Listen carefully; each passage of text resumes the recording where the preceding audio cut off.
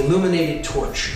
This can be simultaneously a symbol of freedom, a symbol of knowledge and awareness, of enlightenment, and it could also be used as a flame of sacrifice, a flame of those in the know using their knowledge to subvert others and to create sacrifice or immolation in the world. I don't tend to see this symbol as such. I tend to look at this symbol as the flame of knowledge, the flame of the torch of freedom, the torch of liberty, and that's how I tend to look at it. But it goes back to the Babylonian queen, the Babylonian version of Isis in the Trinity. So you had, just as you have God the Father, God the Son, and the Blessed Mother, okay, in the Christian Trinity, the Holy Spirit taking the place of the feminine, of course, in that Trinity. But you have the Egyptian Trinity of Osiris, the Father God, Isis, the Mother, and Horus, the Divine Child. In Babylon, you had this same Trinity. You had Nimrod, the Father, Creator God. You had the Son, which was Tammuz, depicted here, and he's sitting on the lap of the sacred feminine goddess, which was known as Semiramis in this culture. So this is a depiction of her on an ancient coin, holding the cross of the cross of the sun, and a version of the chalice, which could also be seen as a torch. So you have Semiramis depicted here, the rays of the sun reflected from the moon. She is the moon goddess, illuminated, the queen of heaven. She's holding the torch of awareness, of liberty, of freedom, of enlightenment. You see it on the back of old American dimes. You see it in Columbia Pictures logo. You see it on Amoco's gas company logo. So in direct relation to the Queen of Heaven is the symbol of the dove. So the dove is how the moon goddess is depicted as being a crescent, a white crescent moon. The white crescent moon, as it makes its trek across the sky, looks like a dove, a white bird. So, you know, you could imagine this piece as the wings as the crescent moon, and it's making its trek across the sky at night. So this is why the dove was associated. The bird, the dove, is associated with the lunar feminine goddess, just like the falcon was associated with the male solar god, Horus. And the word dove in the French language is columbe, C-O-L-U-M-B-E, columbe. This is why we have so many usages of the word Columbia or Columbus in American symbology. The founder of the country is named after the dove. His name was actually Cristobal Colon, and he was a member of a secret society network. Here you see him giving a secret society hand gesture in this painting. But he was renamed Columbus after the goddess Columbia.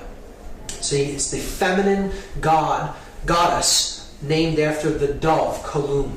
We have the district of Columbia, the name of the capital where the male dominator phallic energy, the seat of male dominator power, is rooted in the United States. And look at where it's at. It's named after the sacred feminine, the dove, Columbia, and it is situated between two states. It is situated between Maryland and Virginia. Maryland, named after the goddess of the Christian Trinity, Mary, and the Virgin, Virginia. So right in between the two feminine states named after the goddess, you have the male phallic symbol of power also taking the name of the goddess. This is a symbolic rape, if you ask me. This is placing the phallic symbol directly in a slot between the two sacred feminine states. The male dominator energy of concentrated, centralized power of this country erected right between the two feminine states of Mary Land and Virginia. Here we see the goddess depicted on Columbia Pictures. You have Columbia Records, Columbia Broadcasting, Columbia University, with decidedly Masonic symbology on the shield of Columbia University, with the three crowns representing the three Blue Lodge degrees, with the square of base consciousness depicted there as well. But we have to understand, again, that the goddess represents the intuitive side of our consciousness. It represents conscience, the ability to know right from wrong. And that is a protector energy. It is also the aspect that gives birth to the male principle, the savior of the world, the enlightened neocortex. Here we see Mary, the sacred feminine, the limbic brain, the queen of heaven. She's giving birth to the immaculate heart of Jesus, the savior of the world. She is standing on top of the serpent here, the reptile. She's conquering the R complex, the limbic brain, where emotion is born, where care is born in us. Okay? When we listen to our intuition and listen to our inborn knowledge of right and wrong, we conquer the reptile aspect of ourself and we give birth to the son of the Godhead. And here you see the dove above her head, and here you see the 12 stars depicting the 12 houses of the zodiac. In this image is even more clear how she is a feminine protector. The Queen of Heaven, illuminated by the rays of the sun, is wearing the dark cloak of the heavens, the dark cloak with the stars embedded in it, because she is the Queen of Heaven. You have the crescent moon, because she's the moon goddess. She's being crowned by the angels as the Queen of Heaven, and she is acting as the protector of innocence, the inner child, conscience, care. And again, she's giving birth to the male savior figure, the neocortex, the divine child, the son, Jesus, and she is holding the serpent at bay. In that case, the sea serpent or the reptile. The limbic brain holds the reptile complex at bay when we make a deep connection with it and we get into our intuitive side and we care. That's where conscience is born from. And that's why this goddess is seen as a protector. She's seen as the watcher of the torch of freedom and liberty, because we have to get in touch with that sacred feminine side of ourselves in order to truly bear conscience and freedom into the world. Here we see in the modern Christian Trinity, the goddess has been removed and replaced with the dove. You have the Father, the Son, and the Holy Spirit represented as the dove, but there is no divine mother. The feminine has been removed and it's been replaced just by the symbol that the sacred feminine goddess was given in the ancient world, the dove, Kalun. Now we're going to see a darker aspect of how the goddess symbology is used when we look at things. I'll do this one since it's lighter first. You have here the moon and the dove, because this is a sacrifice of how we use money, through credit, building up debt. So you have the moon and the dove on the same card for Visa, and it's a symbol of the sacred feminine being used in a depiction of sacrifice of an individual, sacrificing in a monetary sense. Here we see it being used in a very dark form as human sacrifice, because human sacrifice is still very real, very actively practiced in the world.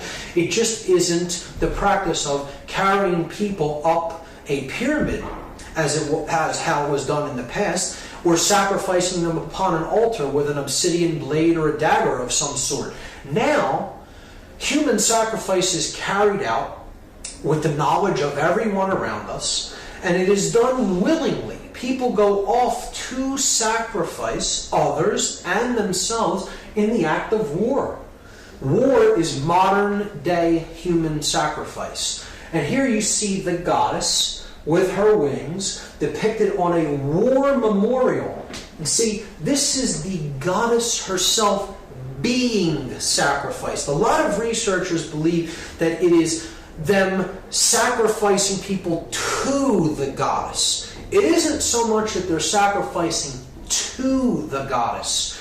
It's the reason the goddess is always depicted in conjunction with sacrifice is because they are sacrificing the goddess within an individual. It is the cremation of care, conscience, the protector, the grand architect of everything we experience is care. So this is the goddess herself depicted as being with these men as they are sacrificed along with the goddess. That's what war is. It's a ritual sacrifice of the sacred feminine in an act of sacrifice, of human sacrifice. So another use of the sacred feminine symbology and imagery when it comes to human sacrifice rituals or attempted human sacrifice rituals, we see this through different events that have played out that have the sacred feminine or the name of the sacred feminine embedded or encoded within the ritual or the scenario. You have the murder of Princess Diana, which I do not believe was an accident. I believe she was taken out because of her connections with the royalty of Britain, and her name was Diana, a Roman name for the goddess Diana.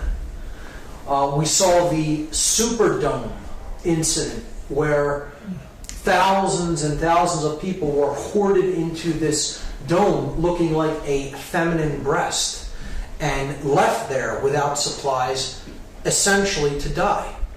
And FEMA did not get to this region for days after Katrina hit. And the conditions in there were horrendous, and I believe that is a deliberately designed thing that was done to try to maximize the amount of death and suffering that happened in that feminine breast, the Superdome, a symbolic representation of a breast.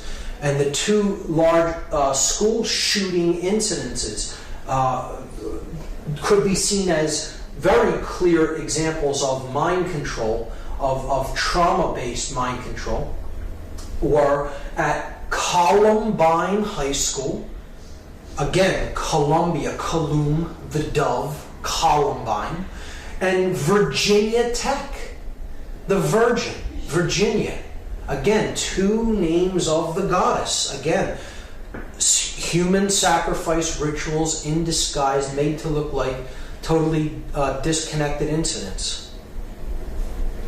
But perhaps the clearest example of human sacrifice in concealed ritual of all is the symbolic burning or immolation of the Columbia space shuttle.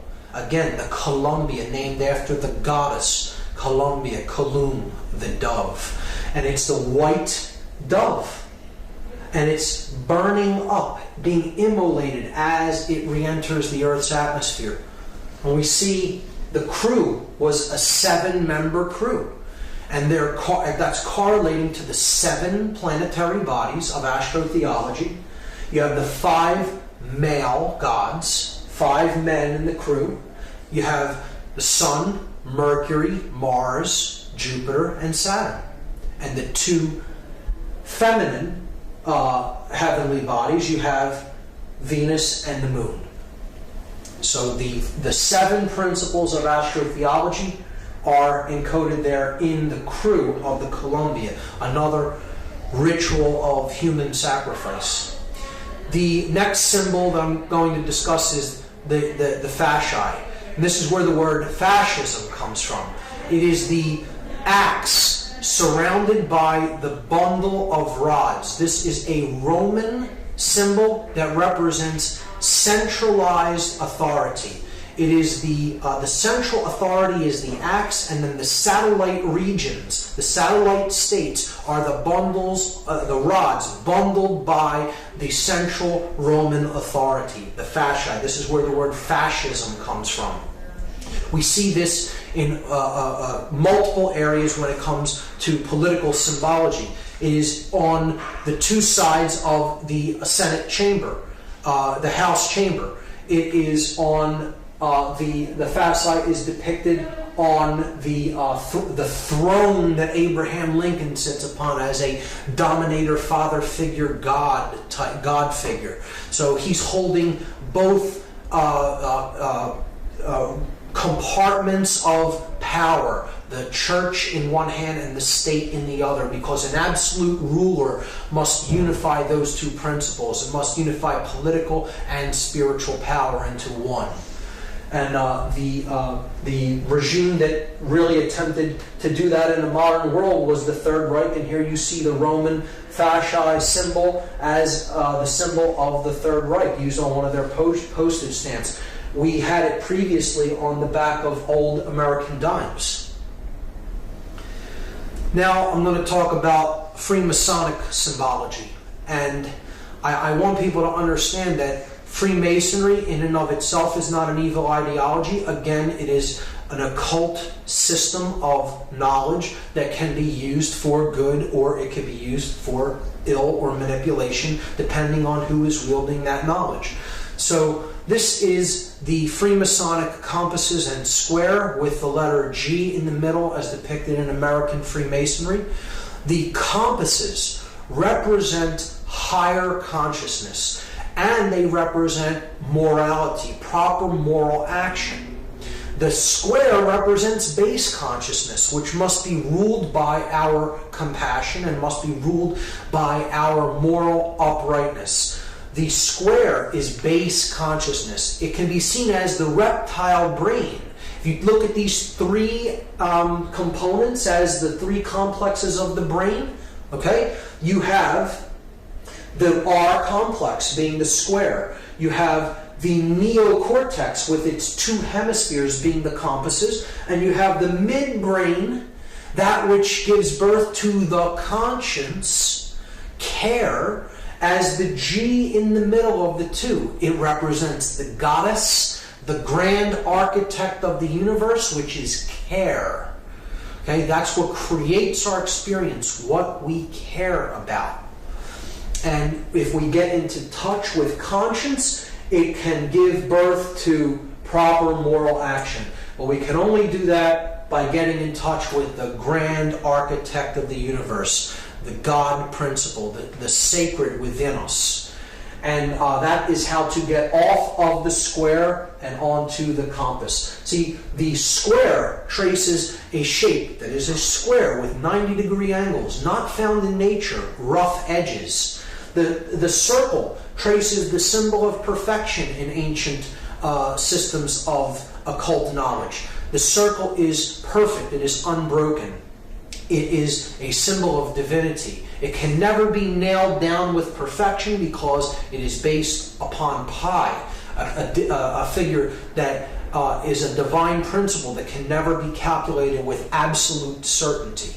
So the object is to circle the square and have our compassion and our higher consciousness rule over our lower instincts and our animal instincts. And we do that through getting in touch with the care principle, the generative principle, the G, which is the grand architect of the universe, care, conscience.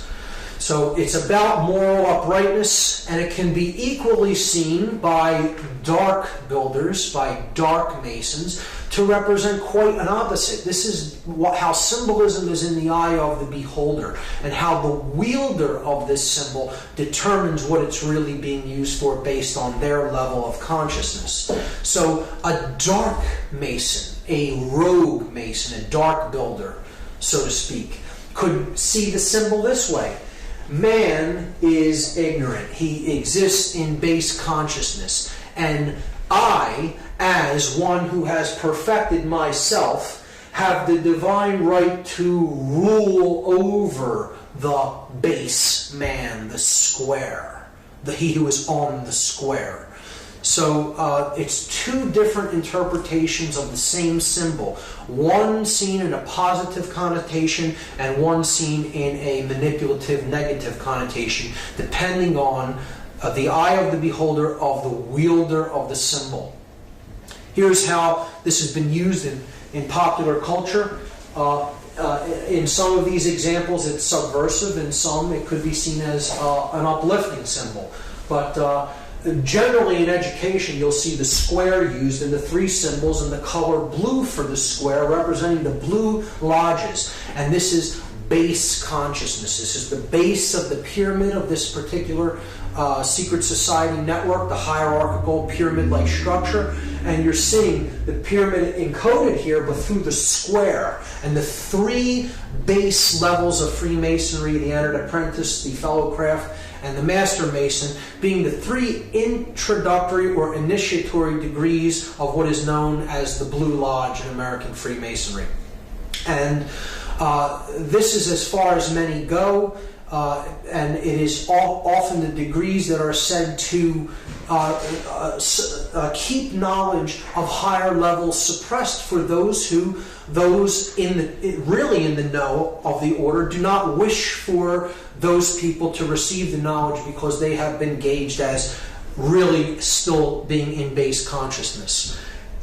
And you're seeing that depicted in educational logos there. This Columbia University and that the University of Pennsylvania's shield. Here we see the compasses tracing the semicircle on the patch for the Columbia Space Shuttle mission. And one of my favorites in encoding the compass and square of Freemasonry is the game of baseball, a game I've personally resonated with. But we see the compasses encoded by the foul lines here, okay, that make up first and third base. The bases form the square for the individuals in base consciousness, on the square, the base men. Okay, they're the base men.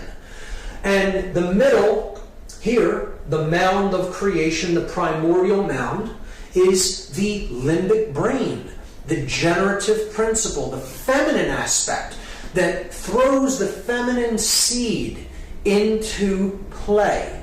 The intuitive principle of the limbic brain, giving information to us, and it is up to us here at the place where the feminine instinct is being given to make contact with it with the male principle. Or in other words, to put it into action with the phallic symbol. You're uniting the male, the bat, and the female, the ball, and putting the feminine aspect of truth into play in the field of consciousness to get it past the base men and to make the journey from base consciousness to higher consciousness to get home. The game of baseball is completely Masonically designed. I don't see that as a negative influence. I'm just pointing out an example of how that symbology is used in the game of baseball. I personally look at that as a positive understanding. The pitcher being the feminine aspect, care, the grand architect of the game. So in these examples, I do see it as subversive. In this one, of course, the compass is used here on this logo from NASA, but we know what happened with that mission. So could be a illusion that dark Masonic elements may have been in control of that particular sacrifice. Who knows? The game of baseball, clearly Masonically designed. I look at that as a positive connotation of the symbolism. In a very negative connotation of the symbolism, we see how the Freemasonic network is used all throughout the United States in control agencies, in agencies of male dominator control, in this example being police. And these examples are certainly Blue Lodge degrees, Blue Lodge orders, lower orders of Masonry, and I would look at the individuals belonging to these groups and other fraternal orders of police as being on the square. And if anybody thinks that when someone tells you in Freemasonic parlance that you're on the square, that they're paying you a compliment, you have no idea what the term means, because you've just been insulted by being told that you're on the square. It's not a symbol of being fairness and uprightness. The square in Freemasonry is most certainly a symbol of base consciousness, of not understanding the true self. And when someone is told that they're on the square in Freemasonry, it is essentially an insult. And we see that this network of secret societies is actually at work in these controlling orders of police. And I look at that as a very subversive symbol, because these fraternal orders have more allegiance to the secret oaths than they've sworn than to actually do the job to uphold the Constitution and to protect the public. And it can be really used as a means of one hand washes the other. I'll do a favor for you if you look the other way in this instance, or do what I tell you to do here. And it's really a way that freedom can be subverted through this hierarchical order, particularly when it is used in conjunction with controlling bodies like the police. So this is an extremely important symbol that's going to carry over into what we talk about next. This is the first degree Masonic tracing board, and I'm going to cover this from two angles, a positive connotation and a negative connotation. So here we see, first, there are directions. This is a map. You see north, south, east, and west. So we are standing at the west, looking east. The west is down here, the east is up here. We see that there is a checkered floor of black and white squares representing base consciousness. This is the checkered life of a man who is not born in consciousness. He does not know light from dark. He is a wanderer, a pawn in the game, so to speak. One who can be positioned. However, his master may wish him positioned, the chess master of the game, who sees the whole board from above, from a higher level of consciousness, and takes the pieces and positions them as he will. This is one who is in duality. Here's the pillars, the dual pillars. This is the pillar of Joachim. It is a masculine pillar, represented as a Doric column, and you have the sun ruling that pillar. It's the pillar of strength, the S representing strength. The feminine side of the pillar is the pillar of Boaz. The B at the bottom stands for beauty. It is a Corinthian pillar, a elaborate, ornate, feminine pillar. And the moon sits above that pillar. This is the pillars that represent the masculine and feminine aspects of human consciousness. And it is how we enter the world with these two principles kind of in opposition, and it's our goal to understand them and to unite them as one. To use our will power. This is the pillar of will or wisdom, which the W stands for. It is Jacob's ladder. Jacob, as described in the story of Genesis, goes to a higher level of consciousness. He experiences God consciousness. He comes back down to the earth and understands that really the journey of life is to get back to that level of pure awareness and pure consciousness. And that is the end of the journey, kind of. It's like you enter in this dual state, seeing things as separate, and then the object is to make it through the realm of duality, the checkerboard floor, and unite the two principles as one, and then you're born into the stars, into the light of conscience and consciousness. So that's the journey up Jacob's ladder. And we see here in the background the stones known as the ashlars, the rough ashlar representing the soul in need of work, and the perfect ashlar representing the state of perfection to which we seek to attain. The initiates are going up the ladder in the 3 basic degrees of masonry. Entered apprentice, who is still on the floor. The fellowcraft, who is in the middle, who has not received the key, which is tied here to the ladder, but he's at the G, where conscience is beginning to be born, the care principle.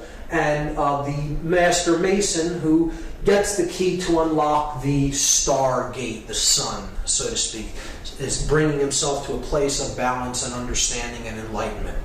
So it's a powerful and positive connotation. It could also be used to represent the left brain and the right brain, the male and female yang and yin energies, and the object is to unify them in the middle to awaken the prefrontal cortex and the pineal gland, to awaken our star gate. Okay, and that's in the direction of the east. The direction of the light, the rising sun, is in the east. We don't want to be headed west. That's the direction of base consciousness, and darkness, the setting sun. The sun sets in the west, of course. So, powerful symbology there, but it unravels even more when we consider this tracing board on its side, as I will show you. Again, here we're seeing the 3 lights in the heavens, the lights of Freemasonry, the lights of the religions, the sun, the moon, and the all-seeing eye, the stars and planets. Again, we saw the religions of Christianity, Islam, and Judaism representative of these principles, and how they correlate to the 3 pillars of Freemasonry and global consciousness. Now, looking at the Freemasonic tracing board on its side opens up a whole nother level of what this symbolically represents.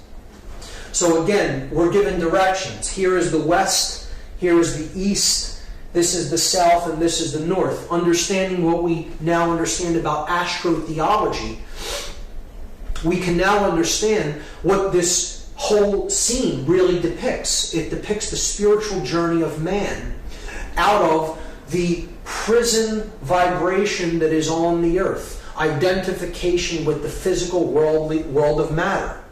This is the earth. It's black and white, the colors of a prisoner, okay? The prison planet, so to speak.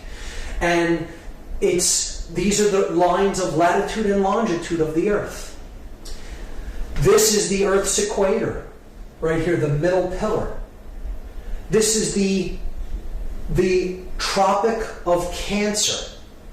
This is the Tropic of Capricorn in the southern hemisphere, the Tropic of Cancer in the northern hemisphere. Here we see the light of Freemasonry, the sun in the east, away from the earth. And this is the sun at the summer solstice. This is the sun at the winter solstice, when the northern hemisphere is in darkness, depicted as the moon there, or not in enlightenment, right? This is the pillar of mercy, because when the sun is up there, the sun favors the northern hemisphere, shows mercy upon the northern hemisphere. Boaz is considered the pillar of severity, because the sun does not favor the northern hemisphere when it is at the pillar of Boaz, or the Tropic of Capricorn. And this is the equator. This would be balance, or the equinoxes, the all-seeing eye, is the place that opens up when the hemispheres of the brain come into a perfect state of balance. So this is the journey of the initiate, from darkness, starting here on the earth in darkness, and then proceeding in a stepwise fashion to a place of balance. Okay, this is emotion. This is the sacred feminine principle of emotion. You have to care enough to begin the journey. You go higher. You're trying to reach a place of balance between these energies. And then you can get that key right there to unlock the star gate. Okay, to unlock, and that's accomplished through action. The male principle of putting your emotions and your thoughts into action, and that is how you get off of the base consciousness and to the stars. Powerful. iconography, powerful symbology being used here if you know how to read it. Now, in a negative connotation, a dark builder, a dark mason, may want to look at this symbol in a perverted way. So here's a reversal of it. You see, yes, this is base consciousness and this is higher consciousness, but they'll look at this symbol and say, well, the latter is tilted across toward the left, toward the sun only, and away from the feminine pillar, away from the moon.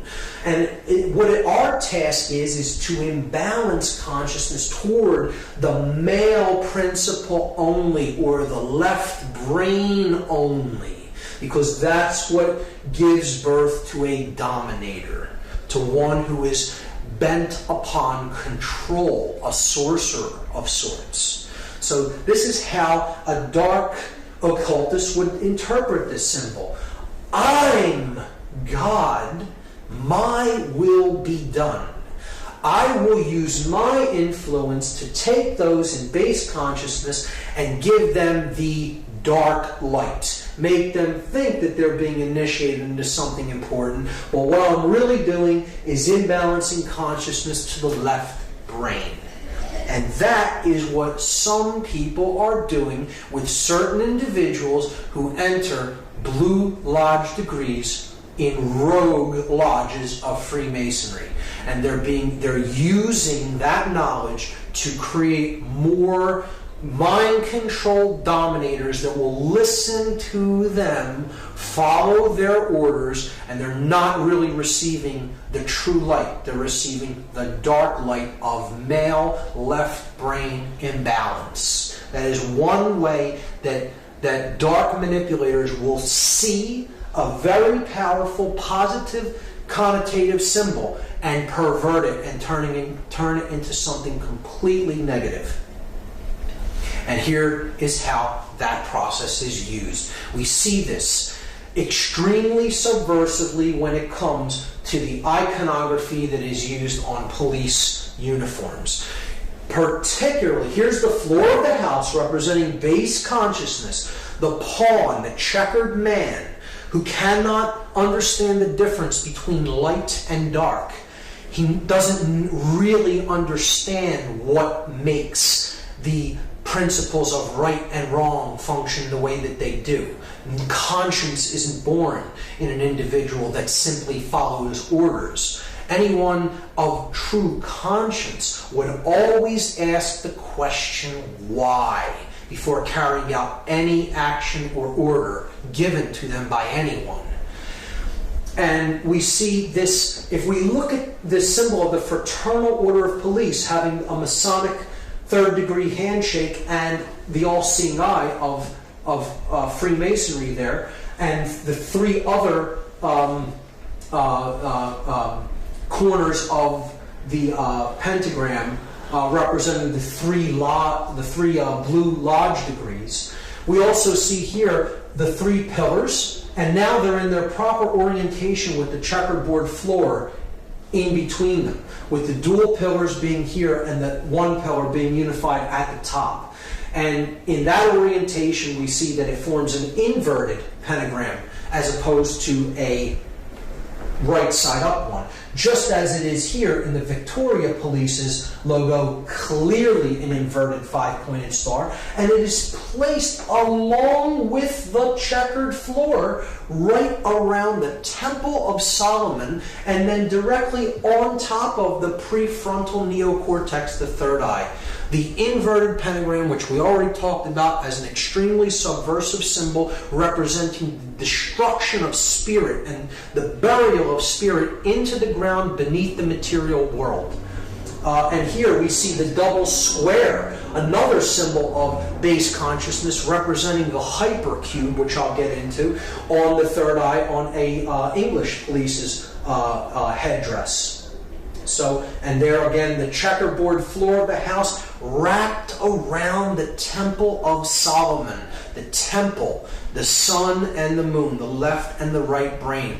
And that's what the symbol actually represents. The Masonic tracing board represents in Freemasonry the Temple of Solomon, the temple within man. It is a representation of the brain, the temple within man, the temple of Solomon, the brain complex. So that is how it is used. And here is a 33rd degree Freemason who I do not consider to be a negative or evil person. I think he understood a lot about what Freemasonry was and how it was used and what its true purpose is. But he did talk about some of how the negative aspects of Freemasonry are used. This is Manly P. Hall. He said that Masonry conceals its secrets from all except the adepts and sages of the elect, and uses false explanations and misinterpretations of its symbols to mislead those who deserve to be misled, to conceal the truth which it calls light from them, and to draw it away from them. He's saying that those who are really not in the know, that often would pervert the ideas and the knowledge, are deliberately misled away from this knowledge so as not to let it fall into the wrong hands. I often think that as well, in Freemasonry, it is being done deliberately to try to create people those who really are in the knowledge of how consciousness works, can manipulate for their own gain and get them to do what they want, because they're dangling a carrot, so to speak, before them and saying, I have the higher level knowledge if you'll do what I tell you, and then I'll let you have it.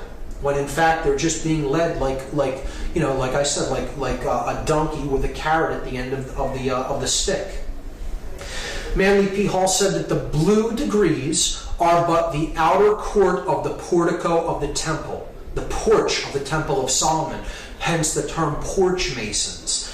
Part of the symbols are displayed to the initiate, but he is intentionally misled by false interpretations. It is not intended that he shall understand them, but it is intended that he shall imagine that he understands them. Their true explication is reserved for the adepts, the princes of Masonry, one of the highest level Freemasons in Masonic tradition, telling you right out in the open what the Blue Lodge degrees are for. And of course, the Fraternal Order of Police is Blue Lodge degrees of Masonry. So that's Masonic symbology and some variants of how it is used. The next, I'm going to talk about talismanic symbology and how it is used on our money. So this will be a very big part of this part of the lecture. This symbol is one of the most important symbols in all symbology. It is the most prominent symbol on our $1 bill. It is one of the most viewed symbols on earth, and very few people understand what it really means. I'm going to break it completely down from top to bottom and go through each element and attempt to explain it as fully and as clearly as possible. This is the symbol of all the mystery traditions. Okay? Very simply, it is the symbol of all occultism. Of course, it is Egyptian in its thematic representation and its symbolic representation. It is Egyptian, and there is a reason for that. We see the elements of the symbol being the words Anuit Coeptus at the top. Then we have a pyramid with its capstone missing. The capstone is cut off, so it is an incomplete pyramid.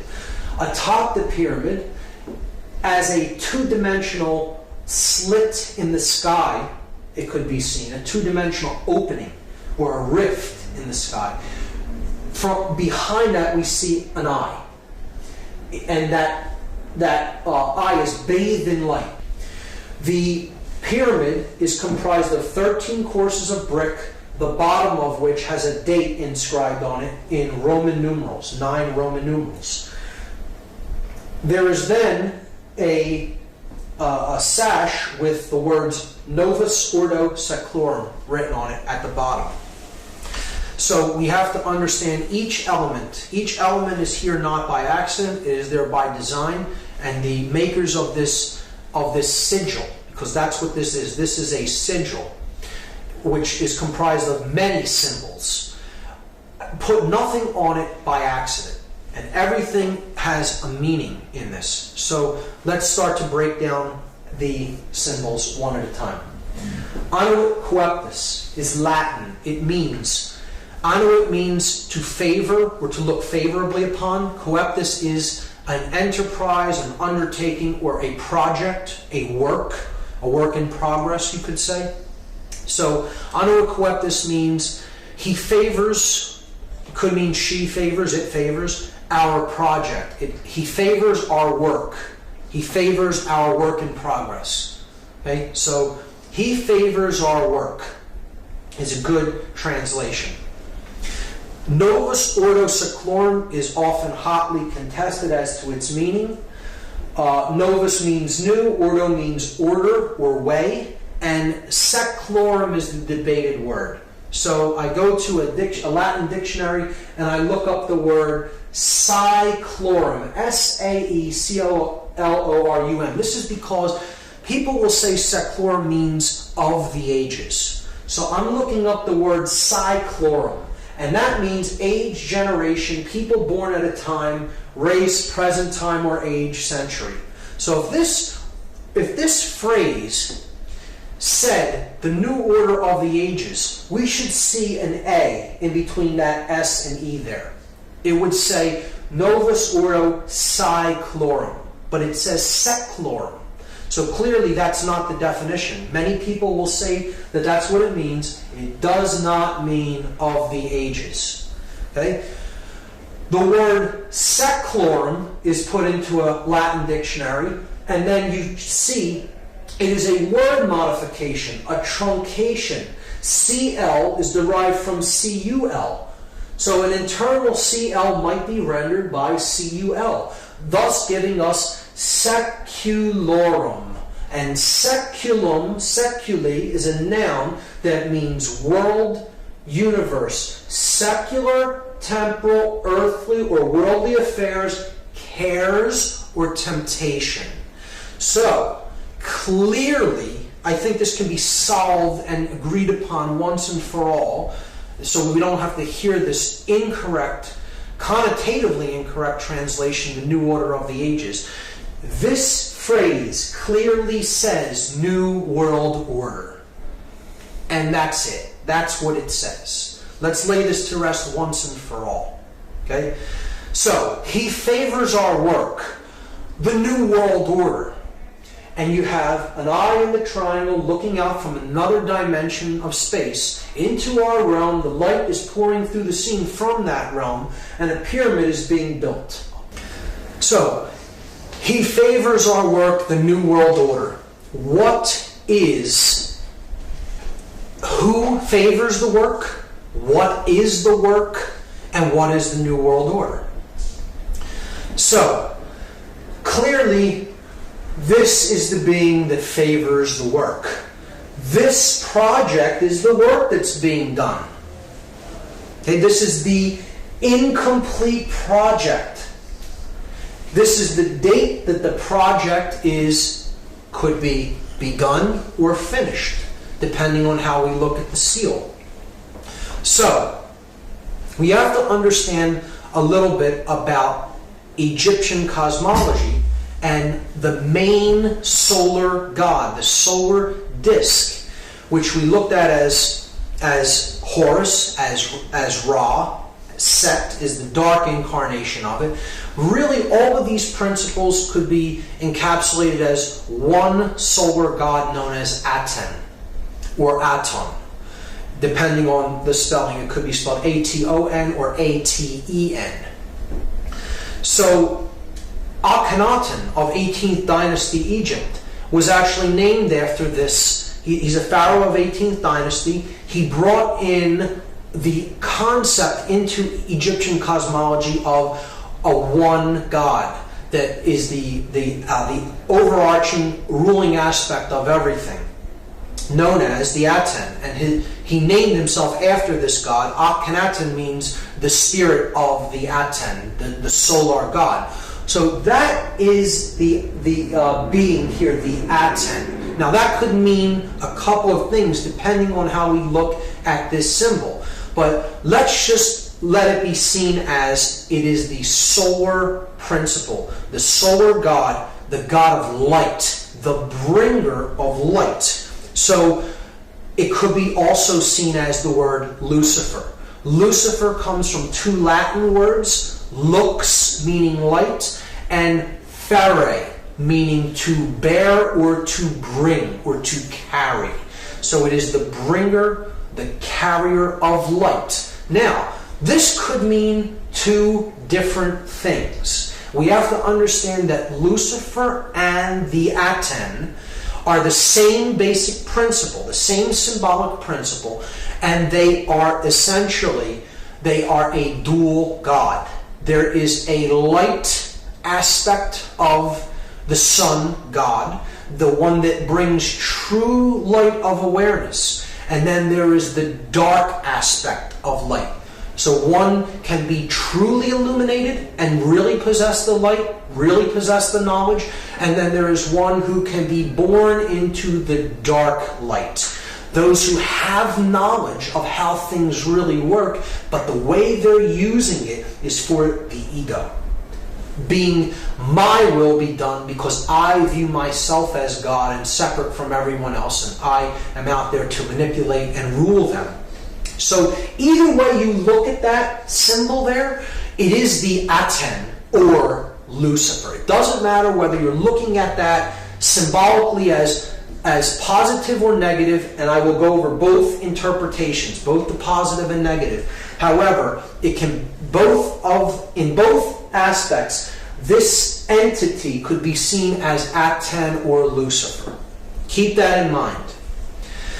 If you take the compass and square symbol and place the apex at the top of this symbol, and the base at the same base level where the pyramid meets the ground, you're going to see a very interesting thing emerge.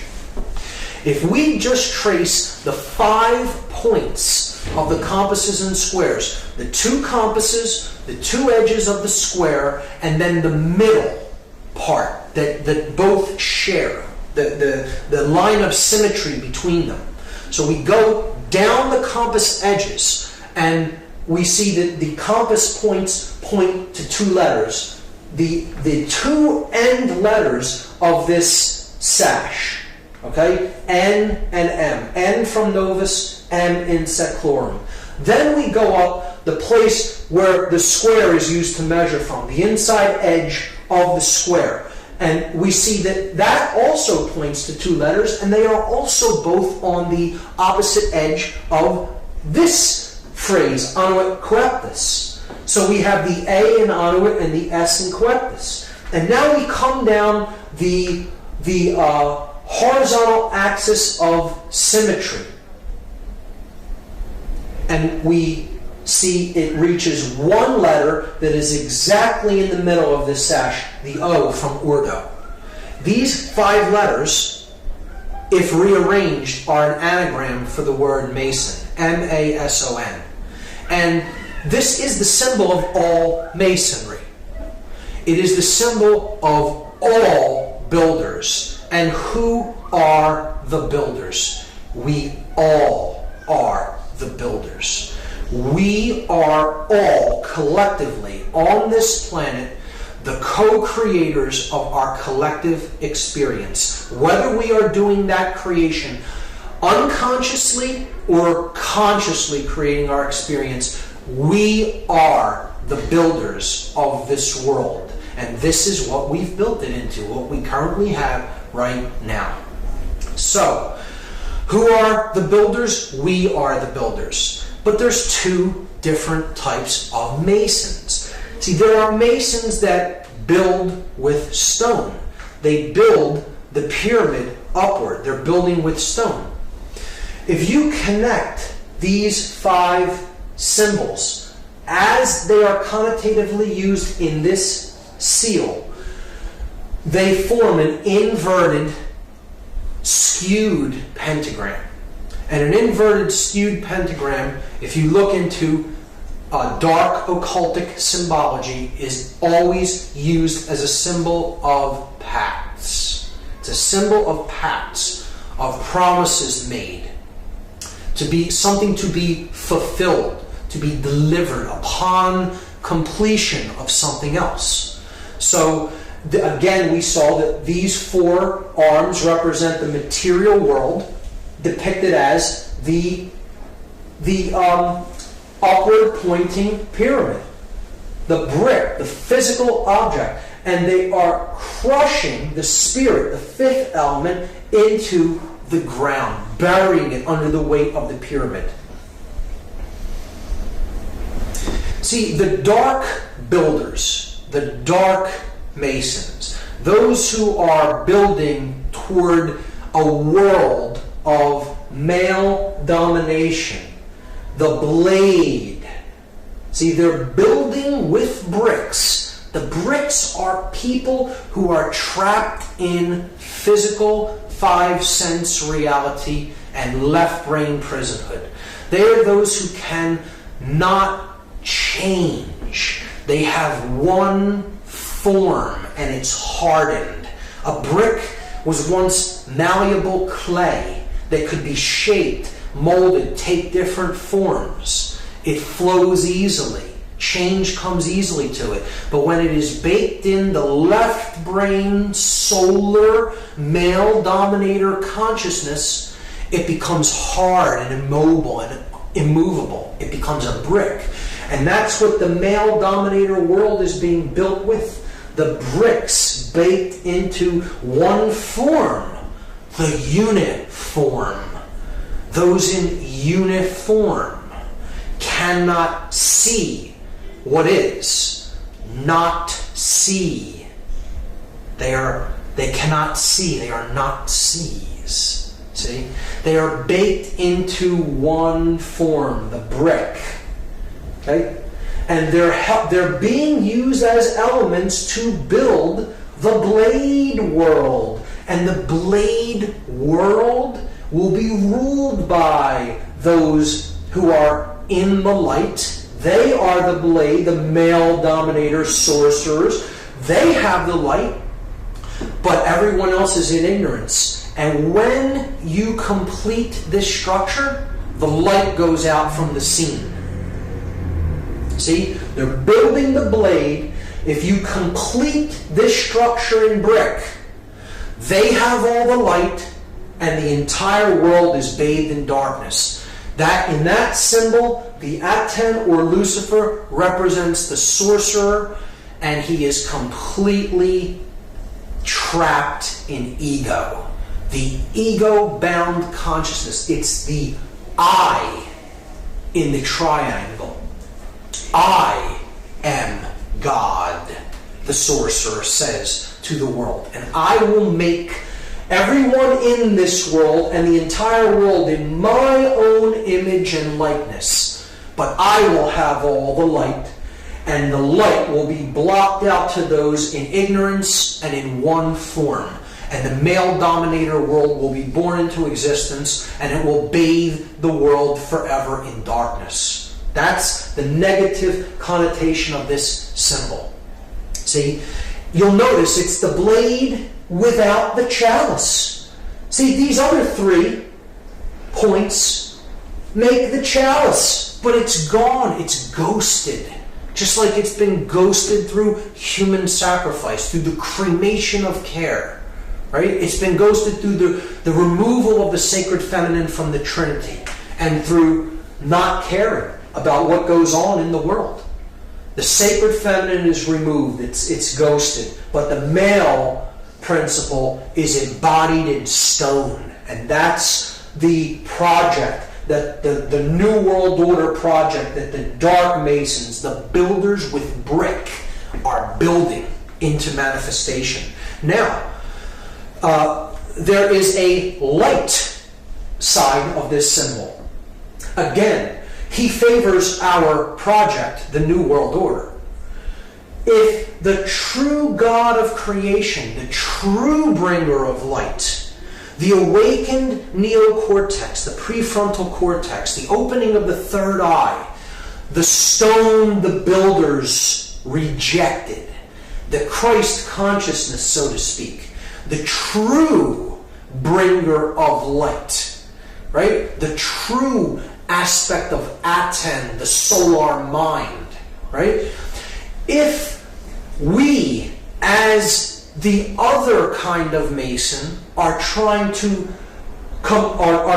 do the work that he favors, the true bringer of light, the true God of creation, and create the positive New World Order, our job as the builders of this project is to remove the brick from the top down, a little at a time, from those who we can help to work, smaller groups, gradually removing and helping people to change in larger and larger and larger groups. And if that pyramid is razed to the ground, is removed from the scene, there's nothing to block out that light of creation. And it comes down and joins with the earth. So the earth is not bathed in darkness of the male dominator blade world. Instead, it's bathed in light because the bricks are gone. Those who cannot change are gone. They've made the change, the metamorphosis, the transfiguration, the transformation in consciousness. And they've been raised to a higher level of awareness. So that's the opposite, the positive New World Order. Masons often tear stone down. And the light mason, the light builder, the light worker wants to tear this stone down so the light comes down and join up with the earth to create the positive New World Order. And in that aspect, this is a powerful, magnificent symbol of the true mystery traditions. The object is to remove that pyramid of male domination and bring the light down to the earth. So we see that this is the symbol of Solomon encoded into it. The male aspect, here's the the yang, light aspect of consciousness, combined with the feminine yin, dark aspect of consciousness to create the seal of Solomon. As above, so below. The Hermetic principle encoded into the seal of Solomon. See, depicted there. But it is the body unified with the spirit within the temple of man, the mind, the sun and the moon, the left and the right brain, to create the stone, the philosopher's stone, the opening of the third eye, the pineal gland, known as the stone the builders rejected. Because the dark builders reject that light of awareness and consciousness, and they are trying to block it out by completing that pyramid in stone. So that is my analysis of that symbol, and it's amazing when you get into it and really study it for yourself and really go deep into the symbology. And it gets even better when you start to look at that date on the bottom of the pyramid, because that date is MDCCLXXVI in Roman numerals, and that totals 1776. And here's how it breaks down. This is a chart of the letters and their corresponding numerical values. So if you just do the math, M is 1000, D is 500, C is 100, you have it twice there, so you're up to 1700. L is 50, that's 1750. X is 10, which you have twice, so that's 1770. V is 5, that's 1775. And I is 1, 1776. So what we're going to do now is something called gematria. It is Kabbalistic numerology. It's an occultic form of numerology, and it's very simple. It is simple addition or counting of these numbers. And we can combine them in different ways depending on which numerals we add together. And we understand that all of the added values are identical, and they mean the same thing in occultic numerology. So 1776 is the number that we get when we add these Roman numeral values together.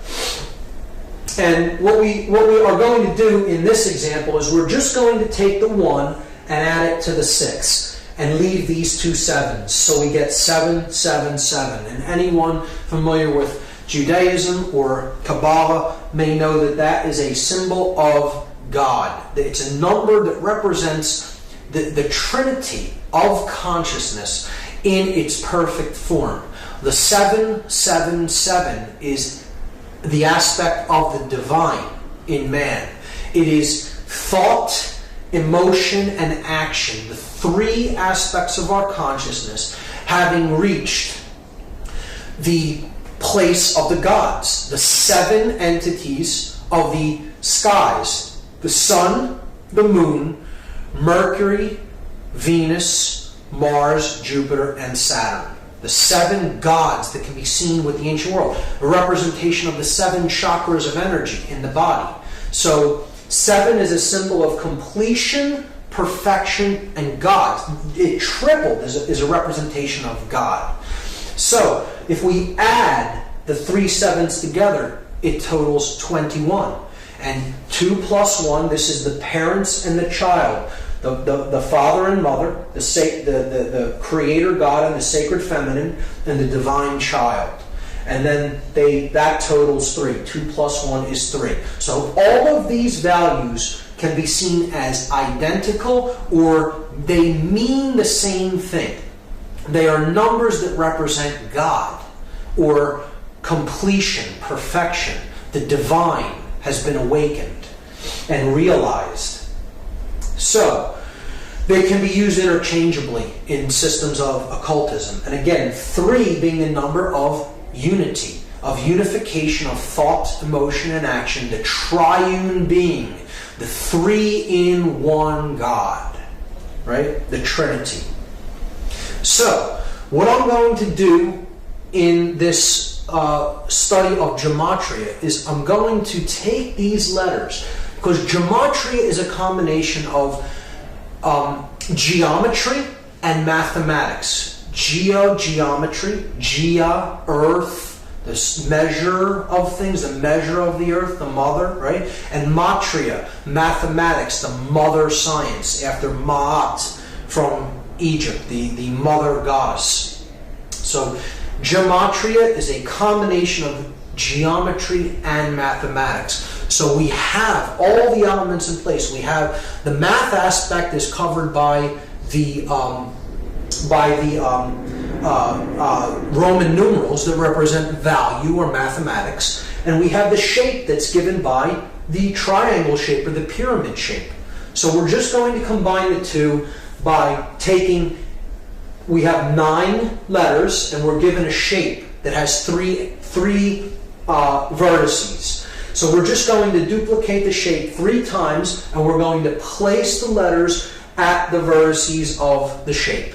So we'll start with M and put it at the top of the first triangle, and then D, C at the base, and then repeat it 3 times. M, D, C, C, L, X, X, V, I. And now we're going to substitute the numerical values for the Roman numerals. So we get this.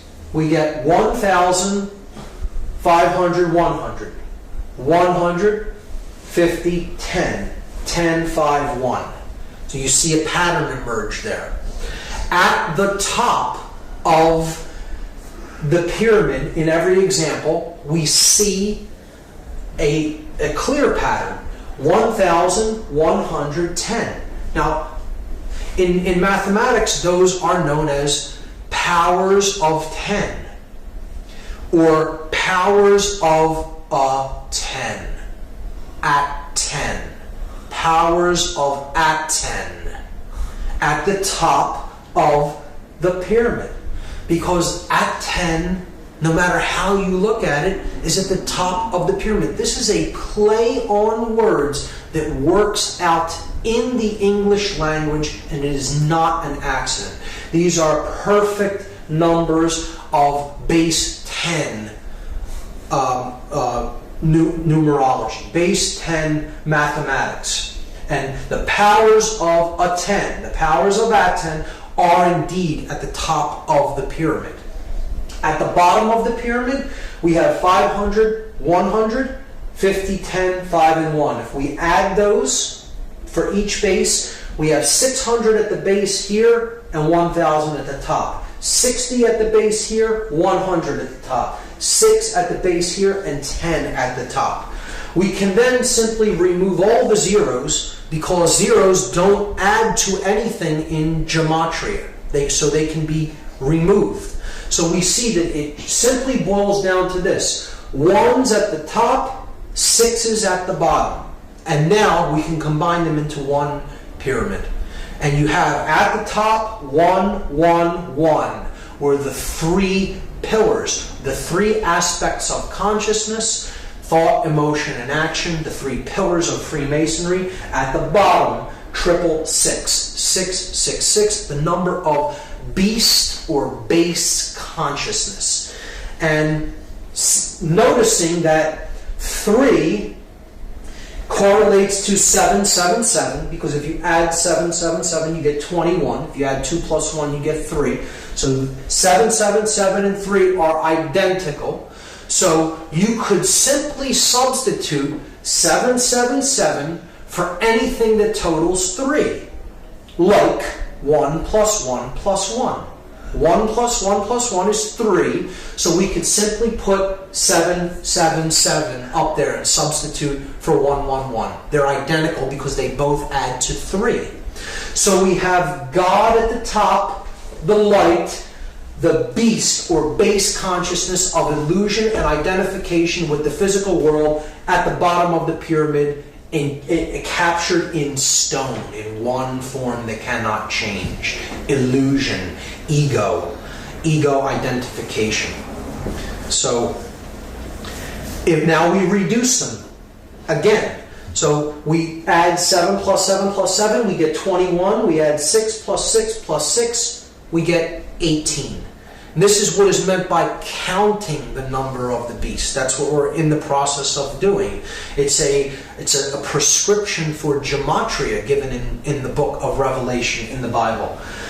We add 21, and of course, as we saw, that totals 3, the number of God, and 18, 1 plus 8 totals 9, the number of ego and illusion.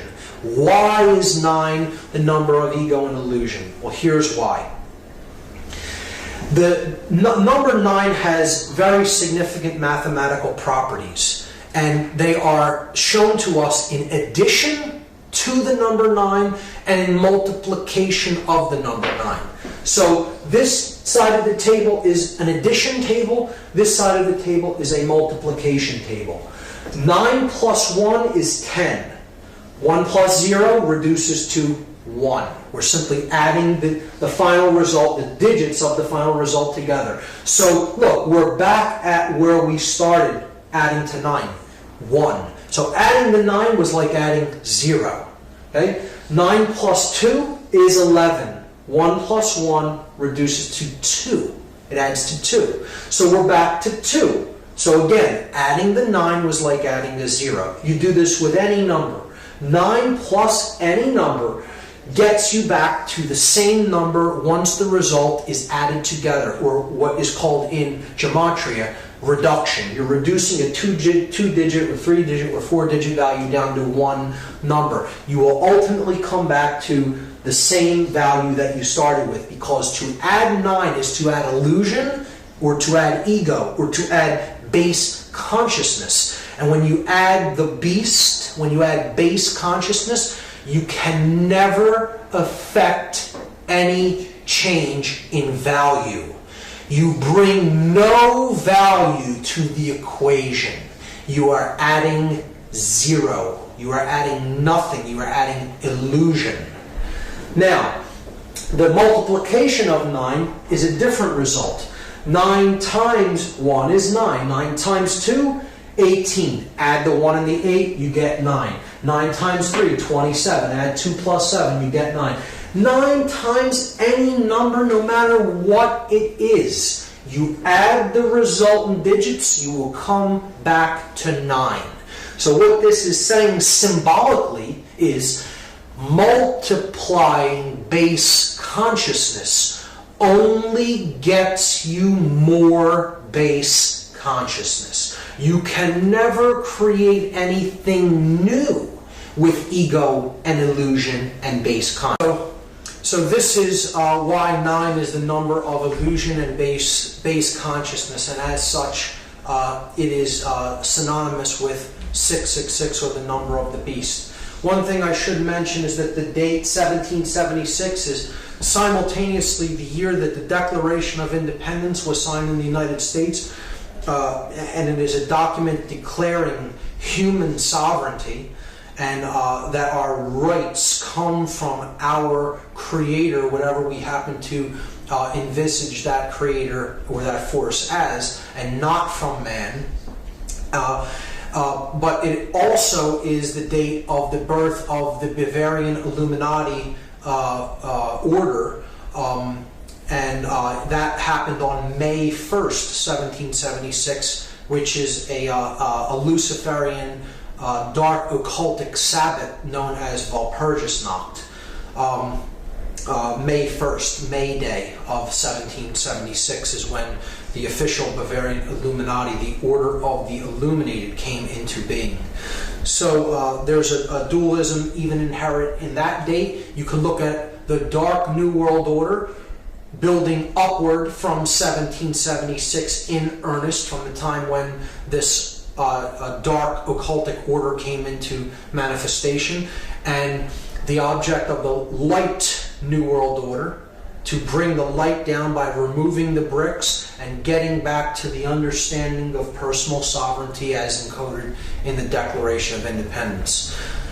When we look at it, we see that these two numbers, 777 representing God or completion or perfection, and 666 representing illusion or base consciousness, they total 9 and 3, and that brings us to the occultic number 93. To go from the illusion to the real, to go from the illusion to the true source of power, to go from base consciousness to divine consciousness or compassion. And that is the process of going from the 9 to the 3, because the 9 drops away. It's illusion. 9 plus 3 is 12. 1 plus 2 goes back to 3. So the 9 falls away, being illusion. To go from the 9 to the 3, and this is a number that represents willpower. We make this journey by an act of personal will, and it is an act of love. Love and will, we will see later, are identical forces. Keep the number 93 in mind. The next way that symbolism is used subversively is in architecture. So this is the pyramid outside of the Louvre, the art museum in Paris, and it is a symbol of a pyramid, upward pointing, male pyramid, and it is comprised of exactly 666 panes of glass. So again, the base consciousness is encoded into the shape, and you see that the pyramid forms slightly off of a right angle, almost an exact right angle at the top, at its apex. Here we see the Arc de Triomphe in Paris, and we see from overhead, this arc is a solar symbol. You could see this as a point of male energy, these 12 streets being the 12 houses of the zodiac, all converging on the Arc de Triomphe with the rays of the sun around it. Could look at this as the unification of the two pillars, the arch, the point in the middle where the two become one, and they join together the male and the female principles. We see the masculine principle encoded in the Eiffel Tower. It is in 3 levels, just like the 3 degrees of masonry. You have the entered apprentice, the fellow craft, and the master mason, the 3 levels of the Eiffel Tower. It is illuminated at light, and it is a phallic symbol. The illuminated pyramid at the Louvre. At the base of the Louvre, underneath, if you go underneath this pyramid, the Hermetic principle is encoded by a downward pointing pyramid over top of an upward pointing one, where spirit and matter joining together, as above, so below. Here we see St. Peter's Square, the Vatican, and we see the sun god, the cross of the zodiac and the great cross of the galaxy at St. Peter's Square. And we have the phallic symbol of Osiris, the obelisk in the middle. Osiris being a sun god in Egyptian cosmology. The pentagram in the pentagon being the central part of a inverted pentagram encoded into Washington, D.C., the heart of the inverted pentagram.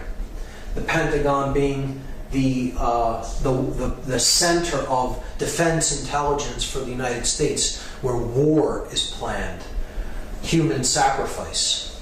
We see from overhead in Washington, D.C., this right here is the White House.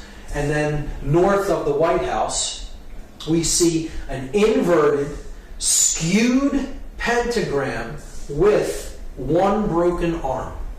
Now, this is a very clear example of what is known as the pentagram of Pax in dark occultism. The pentagram of Pax is inverted because it is satanic, or it is thrusting the spirit downward. It is often skewed, representing that which is really out of alignment or proportion. So it is usually skewed in one form or another, either stretched or squashed. In this case, it is kind of squashed downward. And we also have a broken arm. And a broken arm in a pentagram represents a pact that has not yet been fully completed or fulfilled. So that which is promised has not yet been delivered because a work is still in progress. And I think we can understand the meaning of that broken arm by understanding what the pentagram of Pax represents. So it is not that they simply weren't able to complete that in some way. It is intentionally left broken. And this is one of the arguments against it actually being an occult symbol. Well, if there was occult leaders that made it, could they not have completed the last arm? They did not want to complete the last arm. It is intentionally made to be a pentagram of Pax, and that arm is left broken for a very specific occult reason. The phallic symbol of Osiris, encoded as the Washington Monument, a male symbol of phallic energy. It's in direct alignment with the symbol of the feminine energy, which is Congress. Congress being another word for sexual union. Congress. And the Congress building is the feminine principle. It's the dome of the feminine breast with the goddess statue of Columbia, or freedom, atop the dome, representing the feminine energy, and it is reflected in the water. The water being the principle of the moon goddess, the goddess of the water.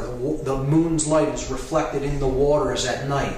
So this also encodes in this reflecting pool the Hermetic principle, as above, so below, as goes on in consciousness in the earth is reflected from the heavens, reflected in the external experience that we have. Other sexual symbols or phallic symbols seen in the layout of Washington, D.C. Here we have the Washington Monument. Here we have the Lincoln Memorial, which is a temple to the king. It's a reflection of Osiris the king, ruling as over the dominions of church and state, as we saw with Lincoln in his king's chamber, so to speak, holding the symbol of the fasci on both his left and right hand while seated upon his throne. And if we look at the street system that connects these two monuments, we just make a red. We can make a red outline of the street system around these two monuments and just fill in that area, and that is what it looks like. It is clearly a phallic symbol that is directing male energies encoded into the actual layout of the streets. People who believe in this system of geomancy, or tapping the energy of the earth through the types of lines that you place upon the earth, believe that this is directing male and female energies in certain ways and in certain proportions. So you have the feminine egg here next to the male phallus. This is called the ellipse on the south side of the White House. Again, Lincoln holding the fasci, the symbol of the fasces is the symbol of Roman centralized authority encoded in the central axe around which is the bundle of rods or staffs. Now, east of that Washington Monument phallic symbol, we have a 13-level pyramid. Again, 13 on the back of the dollar bill, a solar number, the sun and the 12 houses of the zodiac, with the 14th level being the unification of the earth, air, water, and fire, culminating at the 14th level of the pyramid. 1 plus 4 is 5. So you have the earth, air, water, fire, and spirit unified at the top level of the pyramid. So here we have a 13-level pyramid with the capstone missing, and around the streets, this is the Congress building, the Capitol building, around the streets, the path that creates the streets, going all the way around the Capitol building, forms an image of an owl that sits atop this 13-level pyramid with the capstone cut off in the street system of Washington, D.C. If we trace the pyramid and then we trace two streets that shoot off from near the top of the pyramid, we see that there is a Freemasonic compass and square encoded into the layout of the streets as well.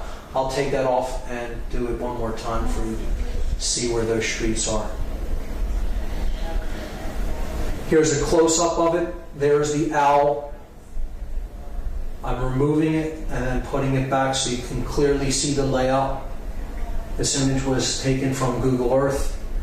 And the owl, again, is that Babylonian deity that the Ammonites worshipped. They often worshipped it as Molech, and here it surrounds the sacred feminine. Again, it's the same principle as codified in the cremation of care ritual. The sacred feminine of conscience, of care, is being sacrificed to the Babylonian owl/bull god, Molech. It's in the belly of the beast.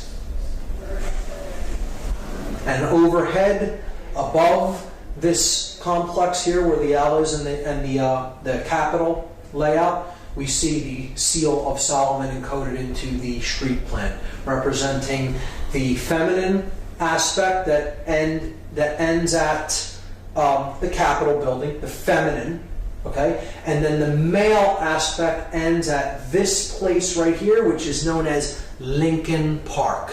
And Lincoln Park is a resonator for Lincoln, who sits in the King's Chamber, the male principle. So you have the Queen or the Goddess's building, and then you have Lincoln Park here, which is a representation of the male energy, and it's a symbolic correlation to Lincoln's name, who sits in the King's Chamber at the Lincoln Memorial.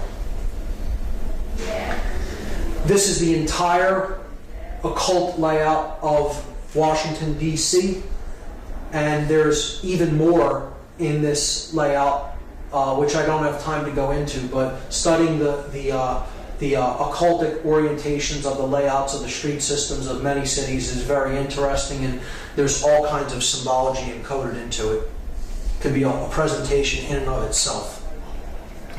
The last symbol that I'm going to talk about in this symbology section is the hypercube. And this is one of the deepest symbols of all occultism, which very few people really delve into and get into the meaning of. The hypercube represents four-dimensional space and time. The next level of the next higher dimension from the three-dimensional world that we inhabit. So you have a point that represents no dimension. You have a line that represents a one dimension, that you can go forward or backward. You have a plane. You extrude the line and you get a plane. Now you have a two-dimensional object.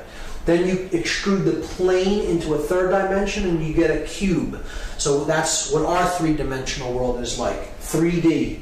You have a single cube. You have length, width, and depth. But then if you extrude a cube, you take the cube and you pull it and you extrude it that way. You get what's called a hypercube. So this is a four-dimensional object. It is derived by unfolding a cube into all of the dimensions of each one of the planes of the cube. And you get this object. When you look at the hypercube ideology, it is representative of the mind existing inside the construct of matter. So you have matter being the outer part of the cube, and then mind is the inner part of the cube. Okay, so this correlates to this level of body, mind, spirit levels of consciousness that we saw in part 1. And we see that the hypercube is derived when we combine matter, represented by the red square, and spirit, represented by the green square. We see that that is everything that is. Okay? That is the universe, or the world of matter, the world of spirit, coming into manifestation as matter to experience itself subjectively. And that is the large cube that is derived from that union. See, that's the large cube. The unification of body or matter and spirit is the large cube. And then the inner cube is the mind. That is where body and spirit combine. They merge in the realm of mind. So that's the inner part of the cube. So if we put the outer cube over top of the inner cube, we see that the hypercube is actually a cube within a cube. And again, this part of the cube in the center is the experience of mind. This part of the cube in the outside is the physical world of manifestation that the spirit comes down and inhabits to create that which can have experiences. This is the two-dimensional projection of this four-dimensional object, a cube rotated around in every plane that it can be rotated in. It's a complex, heady idea. If you look on the internet for some graphic depictions or animations of a hypercube, you can get a clearer idea of what it is in your mind. But the idea is that to look at the cube in a dark way, the hypercube in a dark way, means that you are seeing the physical world as a prison. And that's the large box. The big box on the outside is the physical world that imprisons spirit. See, this is a negative worldview that says all the physical world is really a prison. And it's a horrible thing, a horrible place. It's not a construct for experience of spirit to descend into physical form so that it may come to know itself more fully. It's a horrible thing that is, a prison. And that's the way that a dark occultist looks at the dark hypercube and the hypercube symbology. The inside of the cube is the mind that is held captive within the body. So you have the prison of mind being held in the larger prison of the physical world of matter. And this is its two-dimensional projection, which looks like an octagon. So this is a symbol of mind control. The octagon is a symbol of base consciousness. It is the symbol of the controlled mind, the small cube, being held in the large cube, the prison of matter. So it's a dark worldview concept that represents the double prison. The prison of mind held in the cage of matter. And what do we see the hypercube or the octagon used to represent? We see it as a male dominator sport that involves the potential of destroying the brain. Extremely violent male dominator sports, cage fighting, where the brain isn't respected. Go into a cage and smash your opponent into unconsciousness and do all kinds of damage to the brain. The octagonal hat, the 8-cornered hat that law enforcement officers wear. It's another total assault on the consciousness of people who take the jobs as enforcers or controllers. They're being told symbolically, your consciousness is of the hypercube. It's of the octagon. The octagon is placed on the crown chakra, just like the square. We saw in the other example, the double square on the English police's hat, right here on the forehead, on the third eye. Again, the double square is representative of the octagon, the two squares being combined in an 8-sided shape. If you complete the corners, you get the octagon if you connect the corners. But the 8-cornered hat is the octagon being worn on top of the crown chakra as another occultic insult, an insult in symbolism to the mind-controlled controllers, the controllers who they themselves are under deep forms of mind control to do a job that is a deeper suppression of their spirit and others. Because the hypercube is seen in one more place, and it is ubiquitous. It is everywhere. It is on every metropolitan street corner, the stop sign. Encoded in red, and it has the word stop written on it, and this is saying to the consciousness, stop. Stop the journey. Stop your movement. Stop the progression of spirit. Just stop and stay in the double prison. Stay in the hypercube. The prison of mind encoded and captured in the prison of matter. The hypercube is one of the more difficult symbols to really grasp the deep connotative understanding of the symbolism of it.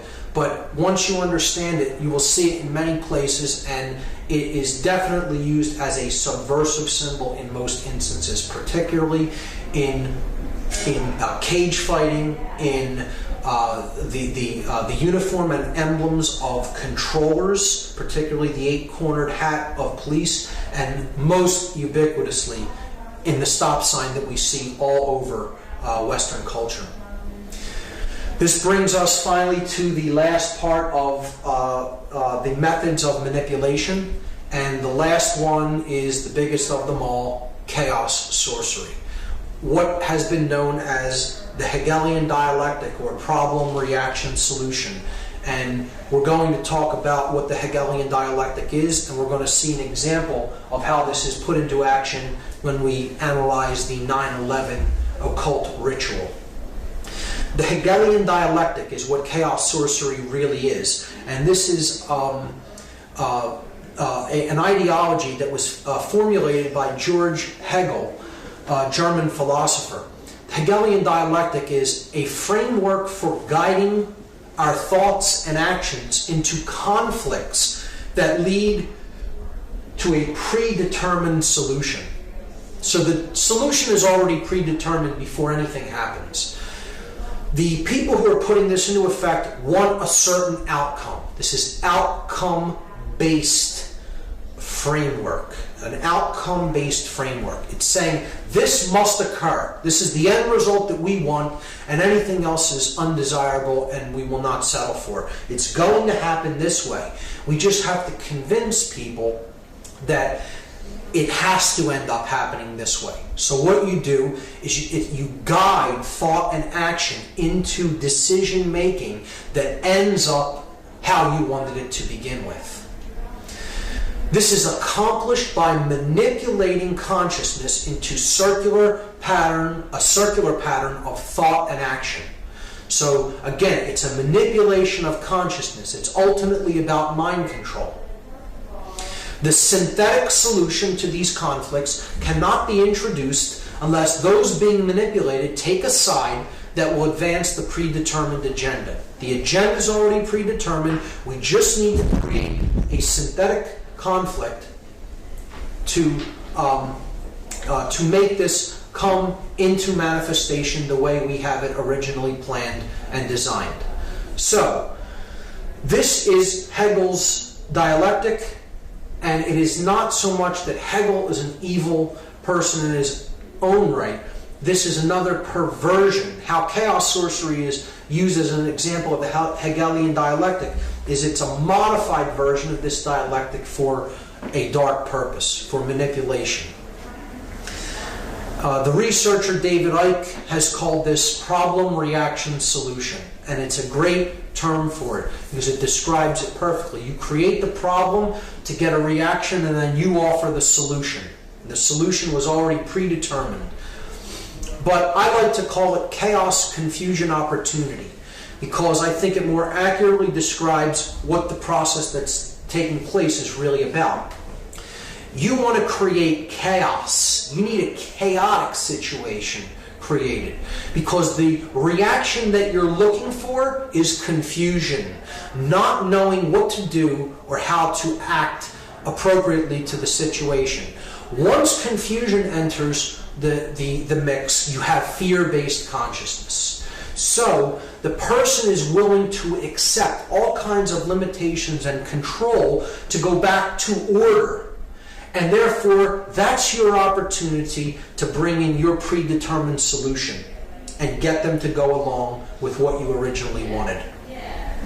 David Rockefeller described the Hegelian dialectic perfectly. He said, "We are on the verge of global transformation. All we need is the right major crisis, and the nations will accept the new world order." And it's not the light one that he's talking about. This was the major crisis that they introduced.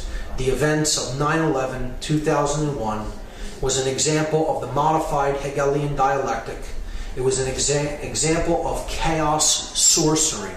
It was an occultic ritual of human sacrifice that involved three major examples of occultic symbology and ideology in the work to create the synthesis that they were looking for. And those three occult schools or occult ideologies that were employed on that day, the symbolism of which was employed on that day, was Kabbalah, Tarot, and Freemasonry. Now, before we get into any confusion at all, I want to state emphatically that I do not believe that any of these systems are evil in and of themselves. It is how occult sciences are used, occult knowledge is used by the practitioner to what end that determines whether they're wielded for good or evil. So it is not these practices or these systems that are of knowledge that are evil in any way. They are simply knowledge, and it is how they are used. Let's get that straight right off the bat. So, these three systems of occult knowledge all encode within them the understanding of human psychological makeup and human consciousness. And the ritual of 9/11 is ultimately about the destruction of that knowledge and keeping the truth down, keeping our awareness down, destroying our awareness, destroying consciousness. So we're going to look at some examples of this occultic iconography and symbolism that was used on that day. The most glaring example of which is in tarot. This is the tarot image known as the Tower. It's a card that represents the end of an old way of things and the birth of a new way of things. It's the destruction of something that is old and worn down and the building of something new in its place. One thing is being cleared to make way for something to be put up in its place. Okay? So that's the tower. It is depicted as being struck by a bolt of lightning, on fire, with people toppling out of the windows. And that is exactly what we saw on the day of 9/11/2001. We saw towers that were struck by forces. They were on fire, and people were leaping from the windows. So clearly the occultic symbology of this particular tarot card was employed on that day. Whether this be totally by design or it be synchronicity, I'll leave that up to the audience to decide. But one of the main things we have to understand how this ritual went into effect is that 2 buildings did not collapse in New York City. 3 buildings came down on that day in New York City alone. Many people still do not know this or understand it, amazingly, because the mainstream media only showed the collapse of this building here to the right only one time and never really showed it again, unless you go on the internet and search for the video of the collapse of World Trade Center number 7.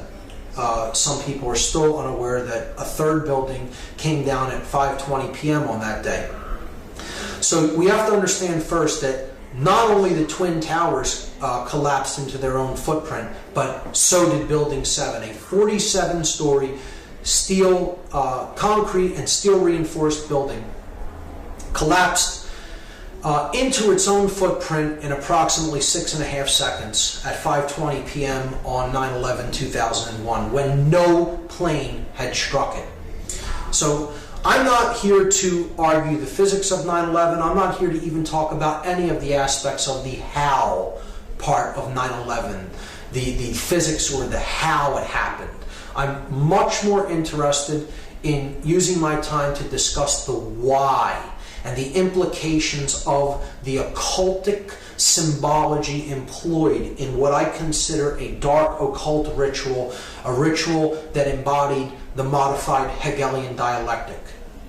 And so the first thing to understand is 3 towers came down, 3 pillars, if you will, came down on 9/11, not 2.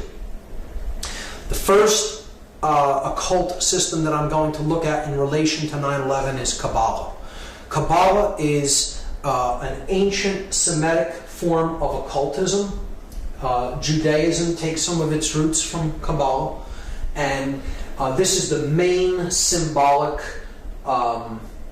structure, or this main symbolic icon of Kabbalism. It is known as the Sephirotic Tree of Life. This is known as the ladder to God, okay? The levels that go up in consciousness to God. And there are 10 of these spheres on the tree. If you count them, there are 10 total. This is 1, 2, 3, 4, 5, 6, 7, 8, 9, 10. They're known as, these spheres are known as Sephirot. So the 10 Sephirot comprise the Tree of Life.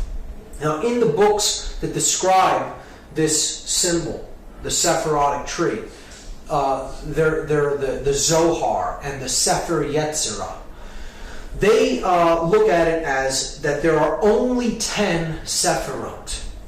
There are not 9 and there are not 11. This is specifically worded into these books. To speak of there as being any more or less Sephirot is considered like a blasphemy in Kabbalah, because there are only 10. So this is where part of the name, the name of the ritual comes from. Not 9, not 11, but yet we have the ritual happens on 9/11. And we'll talk about the occult significances of the numerology as well when we explore that.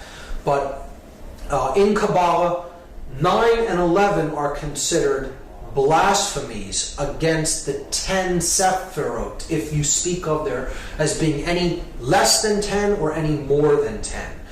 And we also see that the symbolic numbers, the numbers of these buildings are symbolic when we relate the ritual to Kabbalah, because the buildings that came down were the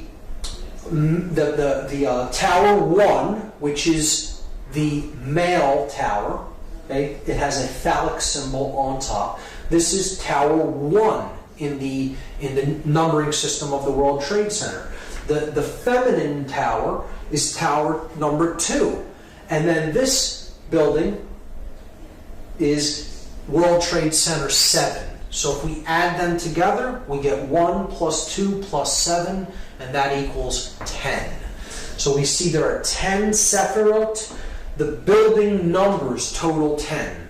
So they're bringing down the 10 in the buildings, and they're bringing down symbolically the 10 Sephirot. You see, in the Sephirot, there are 3 pillars, 3 columns. You have this left-hand path known as the path of severity. You have the right-hand path that is known as the path of mercy. Again, these are corollaries to the Freemasonic pillars. This would be the pillar of mercy, which is Joachim. This is the pillar of severity, or Boaz. And then you have the path of mildness, or the path of will. Will to ascend in consciousness. This sphere representing base consciousness, and this sphere representing cosmic consciousness. Without going into very deep explanations of what each Sephirot represents, just understand that this middle pillar is the synthesis between these two. This represents too much male aspect or control. This could be too much capitulation to control. You can look at it that way, with this path being severity, this path being mercy. You could look at it as this path is not being a controller and also not being a slave. It is not being a dominator nor capitulating to domination. Therefore, the middle way, as it is called in Buddhism, the unification of male and female, the chemical wedding. It is the ascension from base consciousness through connection with conscience, the heart chakra, and attaining cosmic consciousness or higher level awareness, represented as the crown Sephirot. See, if you collapse these in, right? If you were to take these 3 levels and collapse them in right into the middle pillar to bring these dual aspect Sephirot into one, you would see that this really represents the chakra system. The 7 chakras. You would have the base chakra, the sacrum chakra. These 2 comprise the solar plexus chakra, the heart chakra. These 2 comprise the throat chakra. These 2 comprise the third eye chakra, and that comprises the crown chakra. So there's the 7 chakras. All right? And we see that would be on the middle pillar, and it would contain 7 chakras. And again, the middle pillar here is building 7. All correlates perfectly. Here are the chakras, representing the 7 planets. Up the middle pillar, the spinal column, the raising of the Kundalini energy up the spine and to the top of the head. From down here, farthest out from the sun until we get up to the solar mind. And the earth being the heart chakra of the system. The earth and moon right in the middle. It would be the 4th of the 7 chakras. And that's what's ultimately being brought down. The consciousness is being destroyed and leveled by the leveling of these towers. Okay, so that's Kabbalah. That's the Kabbalistic aspect of the destruction of the World Trade Center buildings, the 3 pillars of the World Trade Center. The second occultic tradition, tarot, we see again the columns of Jachin and Boaz. Now, see, they're reversed in this example. They're the same way that they are in the Kabbalistic Sephirotic tree of life. But this is the male pillar, the light pillar, the pillar of mercy. This is the male pillar, because you're looking at the entrance of the temple. See, in the Freemasonic tracing board that we discussed, the light pillar is on this side because you're on the outside of the temple walking in. In this example, you're inside the temple looking toward the outside, and the goddess is seated in the temple and she's veiled from the outside. So if you were to picture yourself walking in from behind her, right, and she's veiled, the Jachin pillar would be to your left. And that is the male pillar, and here we see the male pillar with the phallic symbol. The feminine pillar, see, it's on her right side. This one's on her left side. So you have the feminine pillar, which would represent Boaz. The masculine pillar here would represent Jachin. The middle pillar represents the goddess. Again, it's a sacrifice of the goddess. Once again, we see it happening. Here we see she's the moon goddess. She has the cross on her chest, the cross of the sun, that she carries within, that she gives birth to. Here we see that the Sephirotic tree is behind her, because Tarot, Kabbalah, and Freemasonry are aspects of occultism that must be studied in conjunction with each other to fully understand them. The goddess holds the book of truth, the Torah, the law, the truth, and it is veiled by her cloak because no one knows how the story ends. The future is still to be written. So, in ancient goddess worship traditions, this goddess was known as Tara, T-A-R-A. And this is why, as a result of this ritual, we have a war on terror. But see, it's said, when it's said quickly, it morphs, and the word phonetically becomes terror. The war on terror. The war on the goddess, the war on the sacred feminine, the war on our emotional feminine aspect, to shut down conscience and to simply follow orders, to do whatever we are commanded to do, to simply follow orders without conscience being involved. The sacrifice of the goddess, care, conscience, the sacred feminine principle of the individual.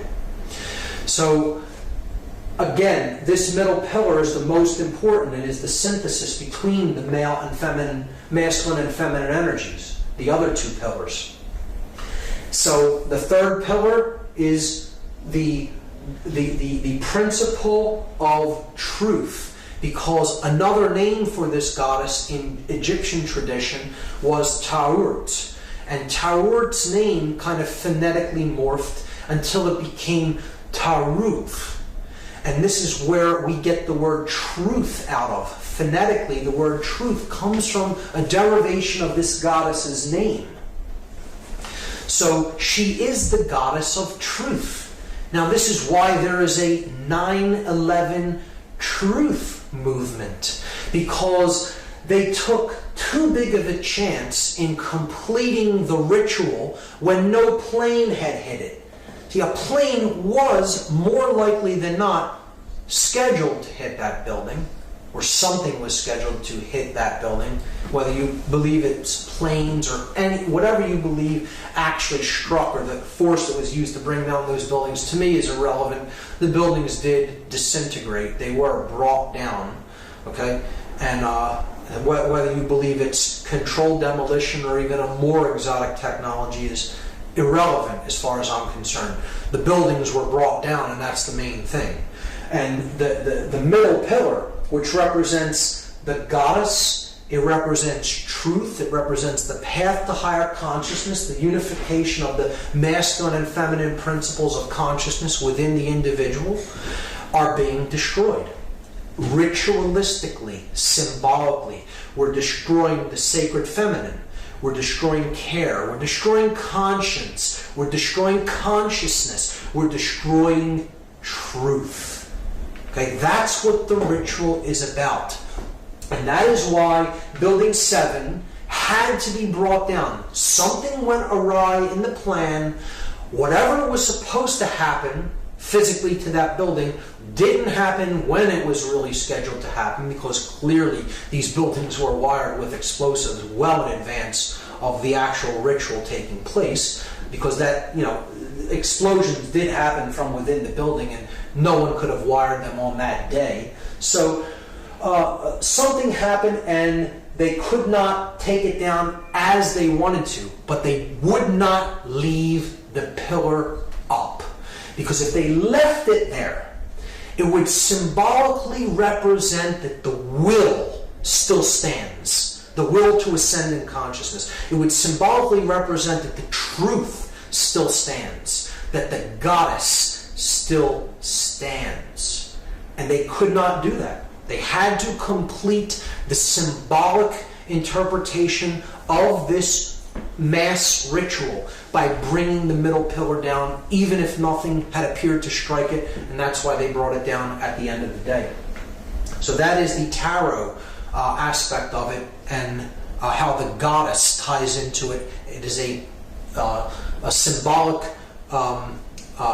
sacrifice of the sacred feminine, of the goddess, once again. And now a clear example here of the three pillars that we've already seen in the Freemasonic tracing board. Again, the masculine or solar pillar of Joachim, the feminine or lunar pillar of Boaz, and then the pillar of Jacob, Jacob's ladder, the middle pillar, the one that gets you through the Stargate. Okay,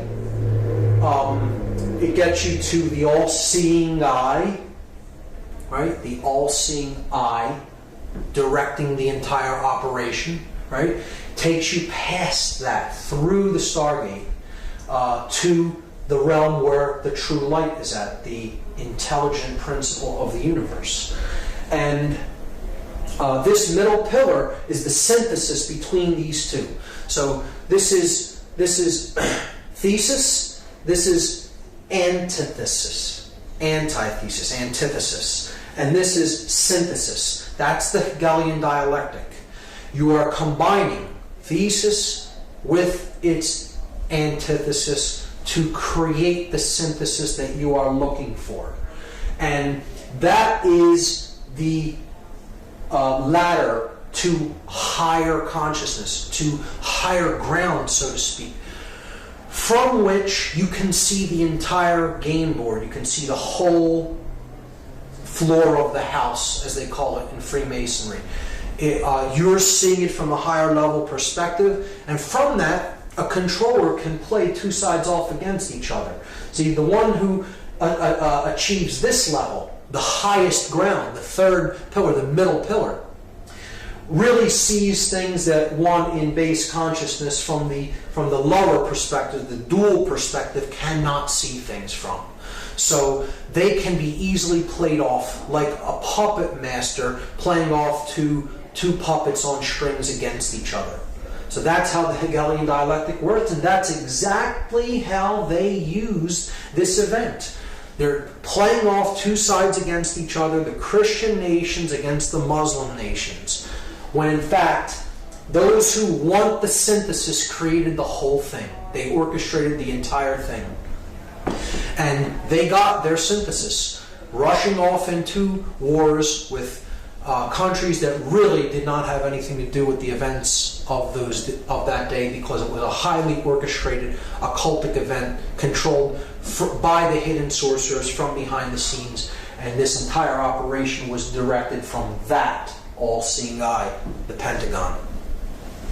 So bringing down the middle pillar at the end here could represent, well, once a puppet master climbs up to a higher level to control two sides against each other, he has to destroy his ladder so no one can come up to reach him where he's at to discover that he's the one pulling the strings. See, in that symbolic context, that's why they destroy the middle pillar there. So in any context it works. To understand also in Freemasonry, Hiram Abiff is a representation of truth or conscience, right? He is the middle pillar here. He is the grand architect of Solomon's temple, the greater architect. Hiram, king of Tyre, being the lesser architect, representing the square. Hiram Abiff represents this G in the middle, the grand architect. He is the grand architect for Solomon, who represents the compass on the Masonic compass and square. So he is also a manifestation of the truth that is the synthesis between the male and female aspects. See, and he's wearing a blindfold. Truth is blind. And again, it could symbolize an initiate who is initially blind, and then he gradually becomes the all-seeing eye through his ascent to the higher level of awareness. He begins on the floor of the house, blind to the light. He ends up at the all-seeing eye. Again, a symbolic understanding of consciousness as a journey from darkness into light. And this, again, is a representation of these pillars are a representation of the Temple of Solomon.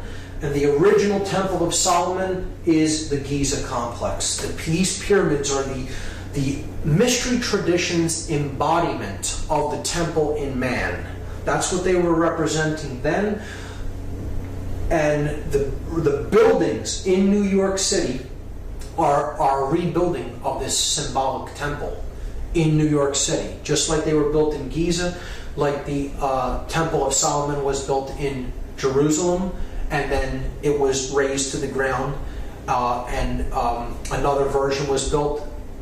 It was rebuilt in New York City symbolically, and then it was destroyed again. And now they're planning on building another Temple of Solomon on the ground where the World Trade Center was destroyed. But they're doing it in a very different way this time, which we'll understand when we get to that slide. But see, Hiram Abiff, the ritual of becoming a Master Mason is about Hiram Abiff's ritual murder. And he says that he refuses to give the secrets of Freemasonry. He refuses to give the secret word of the Master Mason. He says, I will not give it to these ruffians who are accosting me. They want to know the word without doing the work. So he is ultimately slain by these ruffians for not giving the word, but he only tells them that you'll know the word of the Master Mason when the temple is rebuilt. This is a symbol that the temple in man, the brain, is ultimately in a state of total disrepair. It's been destroyed through manipulation and control and taking people's consciousness down to lower and lower levels and just completely being conditioned and accepting falsities as truths and refusing to accept truths as what is. So Hiram Abiff, as a representative and a servant of truth, refuses to capitulate to domination or become a dominator, and he is slain ritualistically for it. This is a representation of the aspect of consciousness that is base consciousness being slain and it being reborn through a connection to conscience as the widow's son. See, the widow's son is who Hiram Abiff is. And this is the son, again, of the limbic brain, the mother aspect, the feminine aspect, who does not have a male counterpart because the reptile complex, the base brain, has been put into check by our intuitive side and our conscience. So then the male child of proper moral action, the unified neocortex, is born of the widow, the mother without the father or the virgin birth. It's the Christ story retold in a different way. The widow's son is born. The unified neocortex bears the person of proper moral action because they're being born of the intuitive feminine part of the brain, and the male dominator reptilian part of the brain has fallen away, he's fallen dead. Okay, so that's what the story of Hiram Abiff is about. And he's saying to the ruffians, those in base consciousness who threatened to kill him for not giving the secrets of Freemasonry, you'll know the word when the temple here is rebuilt, and the lost word of Freemasonry is equilibrium. That is the lost word, because equilibrium is what we're striving for between the hemispheres of our brain and the masculine and feminine polarities that are indwelling within us. So they have to come to a state of equilibrium, and then the temple will be rebuilt. The brain will operate in global coherence across both brain hemispheres, and the third eye will be opened, and cosmic consciousness will be awakened. That is what this story is about. That is what the ritual murder of Hiram Abiff is about. And we'll keep that in mind when we understand that there is a new temple being built on the ruins of the old temple in New York City. Again, the complex of the World Trade Center is a symbolic representation of the original Temple of Solomon, the pyramid complex at Giza. Rebuilt in Washington, D.C., here we see the 3 pillars at Giza, 2 extremely large towers or pillars, and 1 small one. And we see it rebuilt here, the 2 large towers, and then the one that is less than half of the size of the other 2. This sphere here is a representation of the Sphinx, okay, at the base of these columns. So these columns are also a symbol of the Babylonian gold-headed man depicted in the dream of Nebuchadnezzar in the book of Daniel, a prophetic book in the Bible. The gold-headed man represents centralized authority, pharaonic rule, or total hegemony, the unquestioned global ruler, the one world order, the church and state unified in the head of gold. And as dynasties went on, power diminishes. It goes through the Silver Age, then it goes into the Bronze Age, and eventually you have the separation of church and state. And you have the iron legs of the separation of church and state, and then you eventually get to the clay feet if you study this symbology in Daniel. And it's understanding how power is amassed, and eventually through time it is diminished until they're trying to get back from this level to this level. And that is what the Dark New World Order would be. The destruction of the 2 pillars and the combining of them into one centralized authority, one world state and religion. That's what the New World Order ultimately is about, the Dark New World Order. So they're destroying these 2 iron legs. They're destroying the iron legs of the Babylonian gold-headed man to try to get back to one centralized authority of church and state. These pillars could be seen symbolically as church and state being destroyed. So where do we see the concepts of church and state? We see them in tarot on the death card of the major arcana. So we see the rider, death, on the white horse, coming with the flag, the black flag that has the inverted pentagram on it, the destruction of spirit. He is running down a king, and he's getting ready to run down a pope or a priest. So this is the ruler of state, this is the ruler of church or religion, and he's running them both down, destroying church and state. And you see in the background the 2 pillars with the setting sun in the background. The light going out from the world between the 2 columns. Highly symbolic. This is a representation of the new temple that they're building. In place of where the 2 pillars stood, they're planning on erecting one from where the 2 stood. The thesis and antithesis destroyed, the synthesis is created. The phallic symbol, the one male phallic symbol, erected in place where the symbols of church and state symbolically once stood. You know, obviously they weren't buildings that really represented that, but they're symbolic analogs to these concepts. And putting the 1 pillar up in the place where the 2 stood is the rebuilding of the destroyed Temple of Solomon in New York. The sun and the moon, and now only the sun or phallic symbol, the male tower, remains.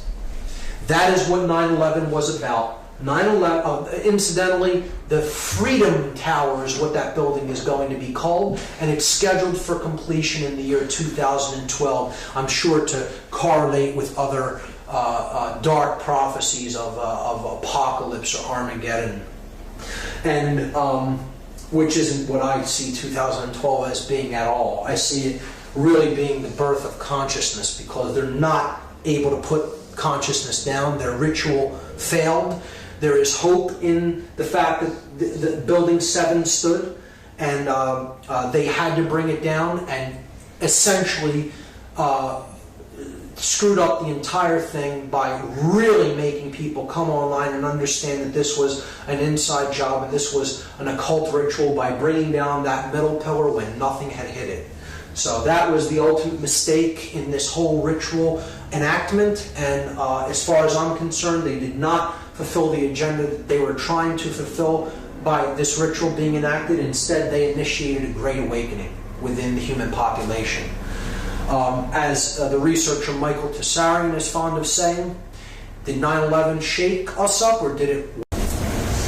So now, just as we did with the reverse of the Great Seal on the back of the $1 bill, I'm going to examine the gematria, the occultic numerology involved in the 9/11 event.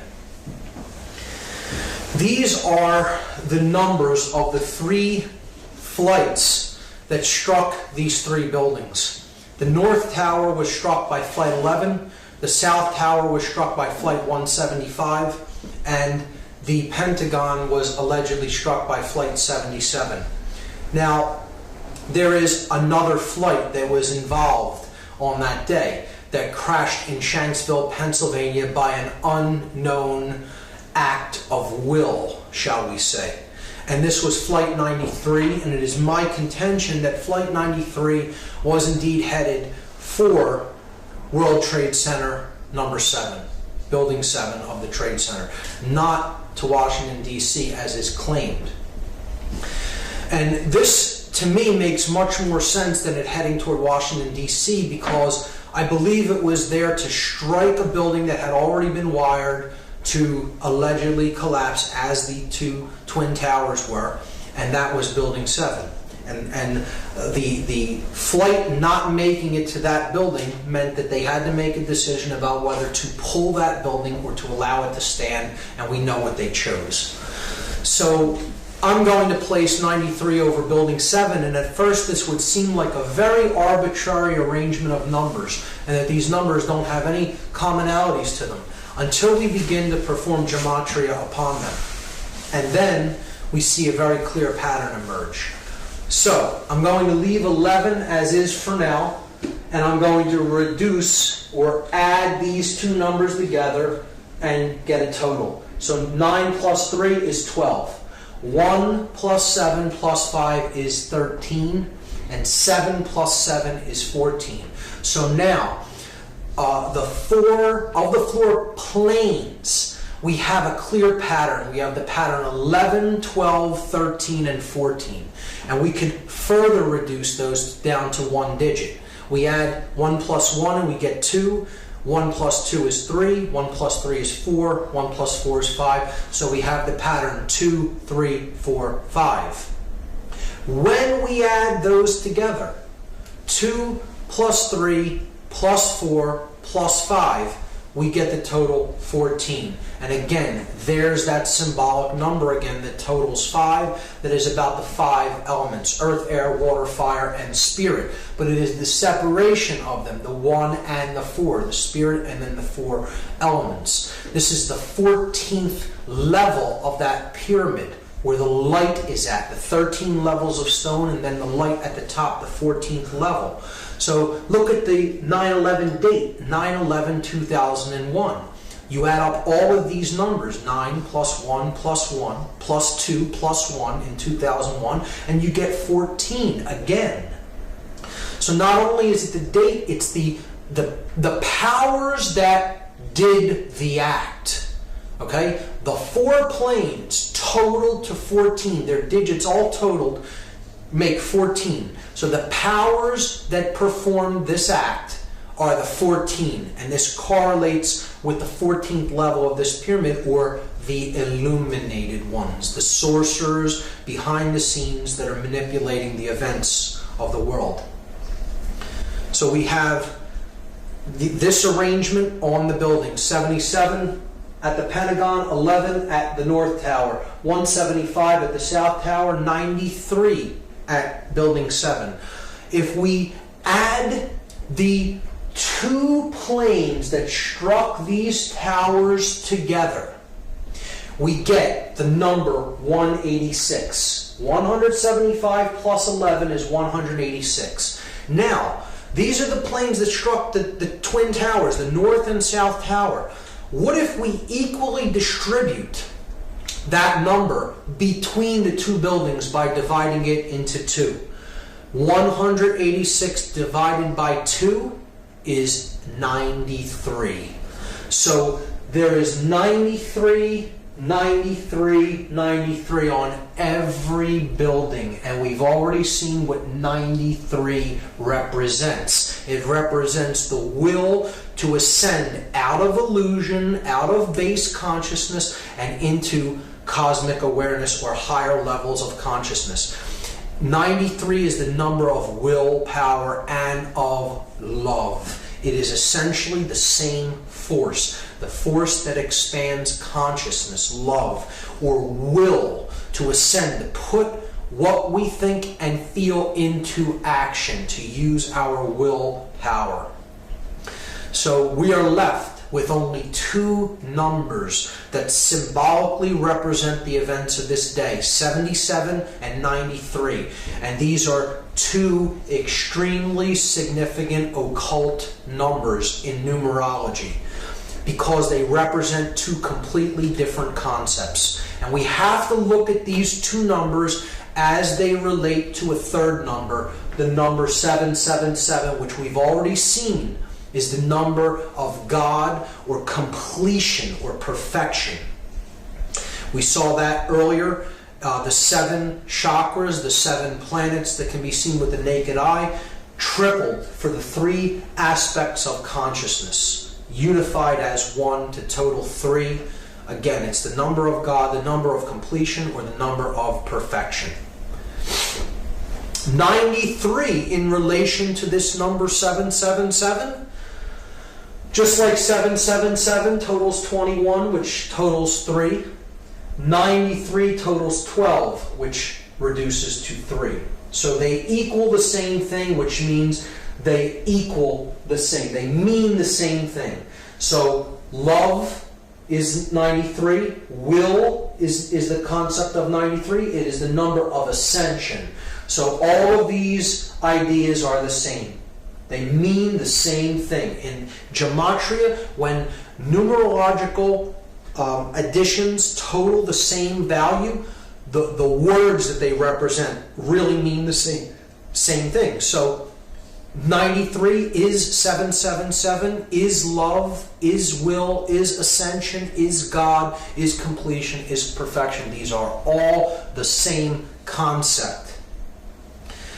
The number 77 is very significant. It is the 14. It is the dark aspect of that light in the triangle, the ego, the all-seeing eye that is identified with building that pyramid upward, the physical form, the physical world, ruling, control, sorcery. It is the force of chaos. The number 77 represents chaos in all forms of occultism. It represents the sorcerer. It is the sorcerer's number.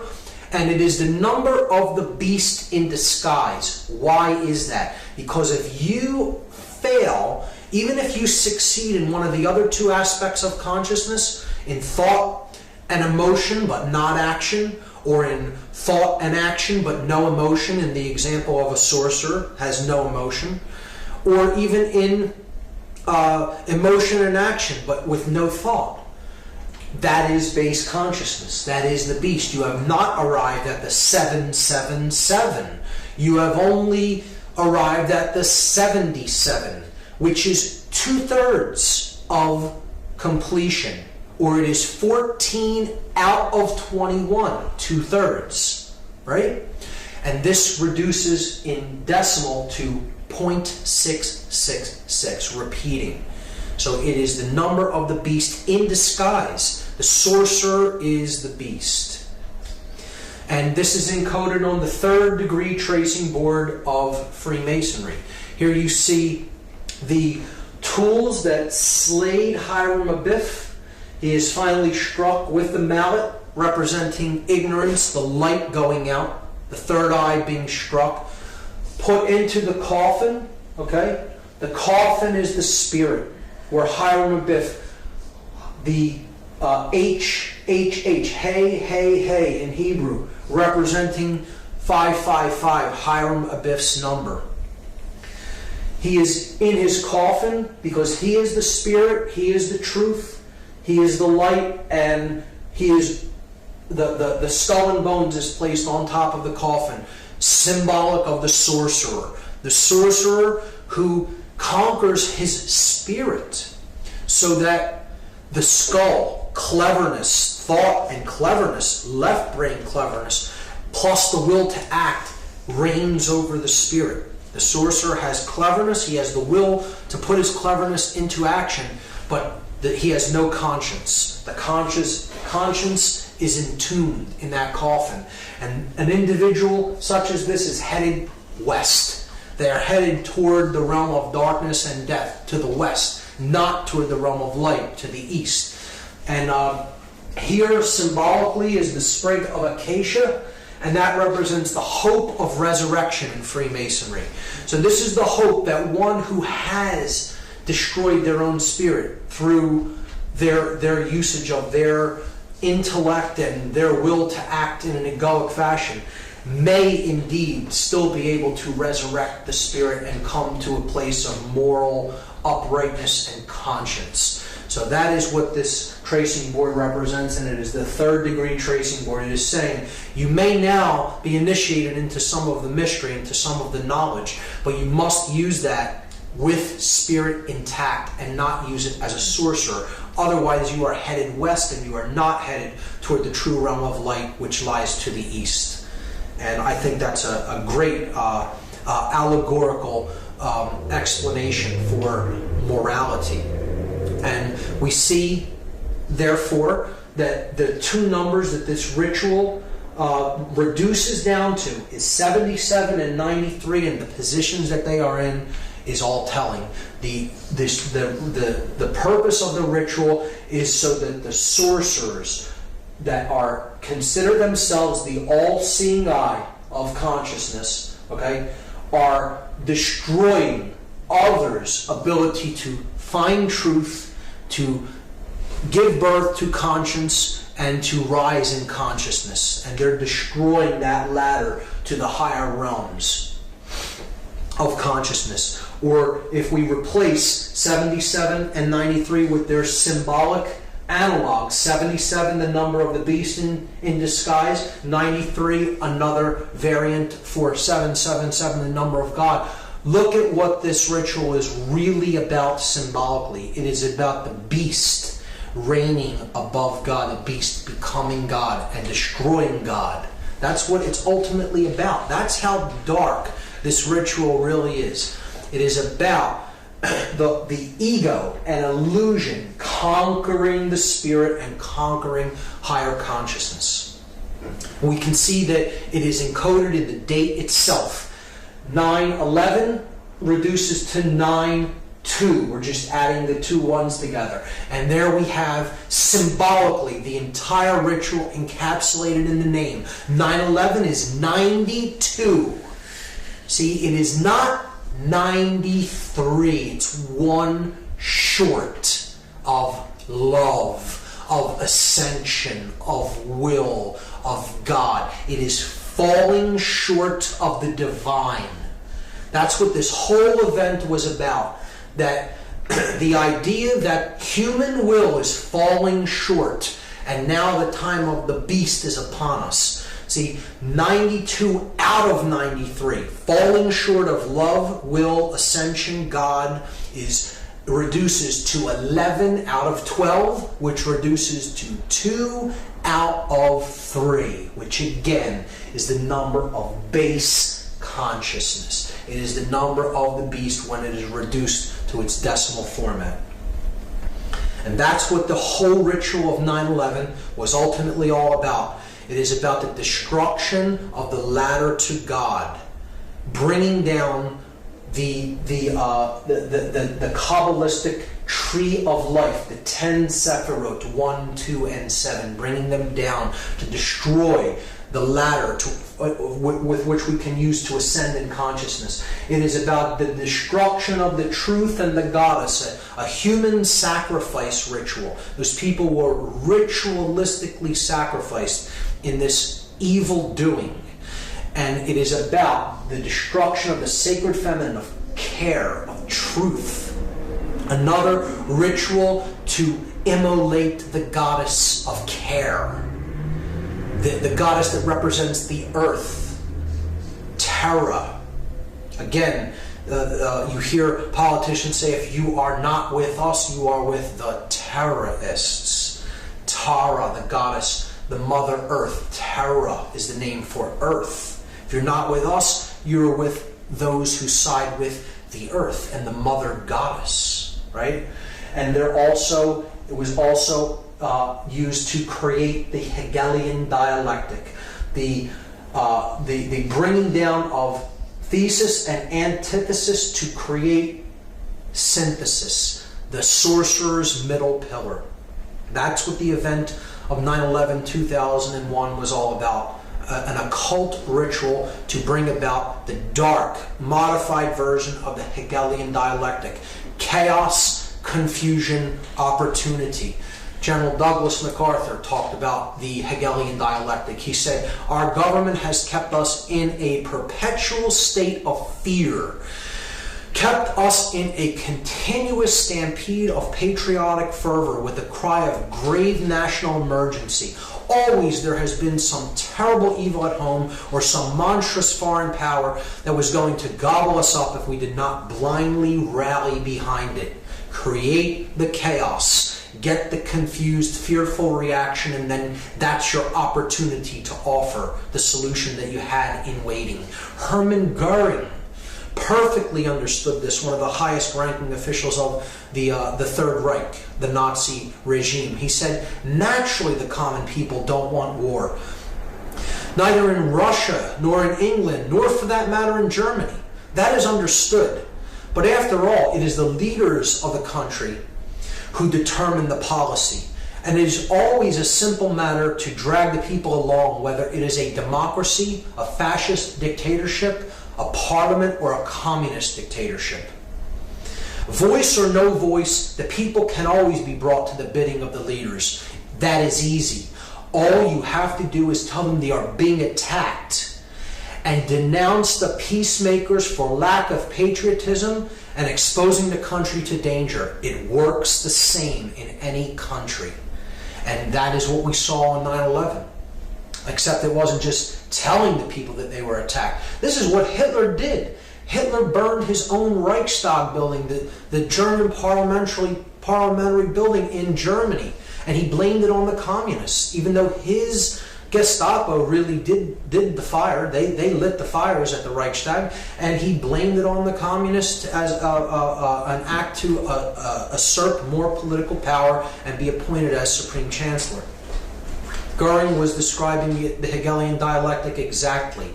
Benjamin Franklin made this statement: those who would give up essential liberty to purchase a little temporary safety deserve neither liberty nor safety. And we have neither as a result of going along with this witch hunt and this hunting for the boogeyman that perpetuated 9/11, because Middle Eastern terrorists did not do this event. It was a staged, orchestrated, occult ritual that has nothing to do with Islamic fundamentalism whatsoever. Voltaire said that those who can make you believe absurdities can make you commit atrocities. If you go along with what simply is not true, you can be led into any number of atrocious actions. And Really, that's what the ritual was all about, to keep us in a perpetual state of fear so that we are easier to control. And that's what the whole fear of terrorism and the terror alert system is all about.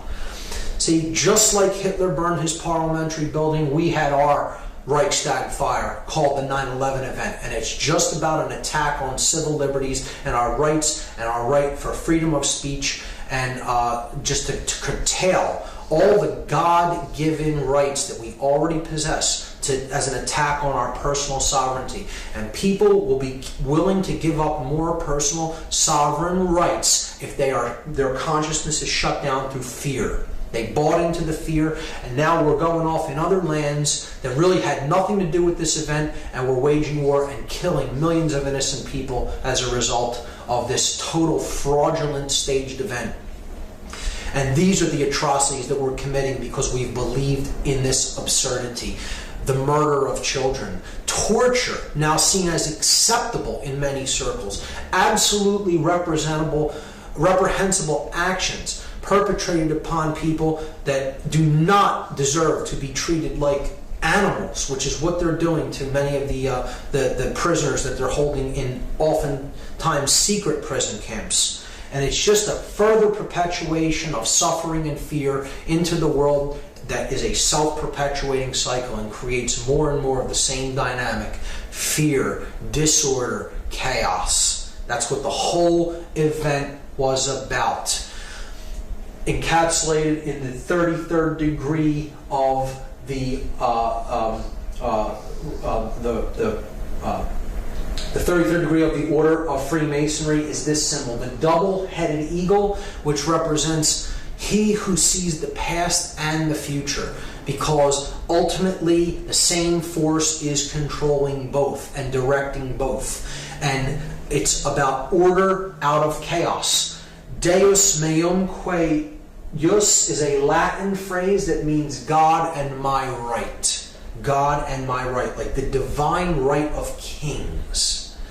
And ordo ab chaos, another emblem of the 33rd degree, chaos, sorcery.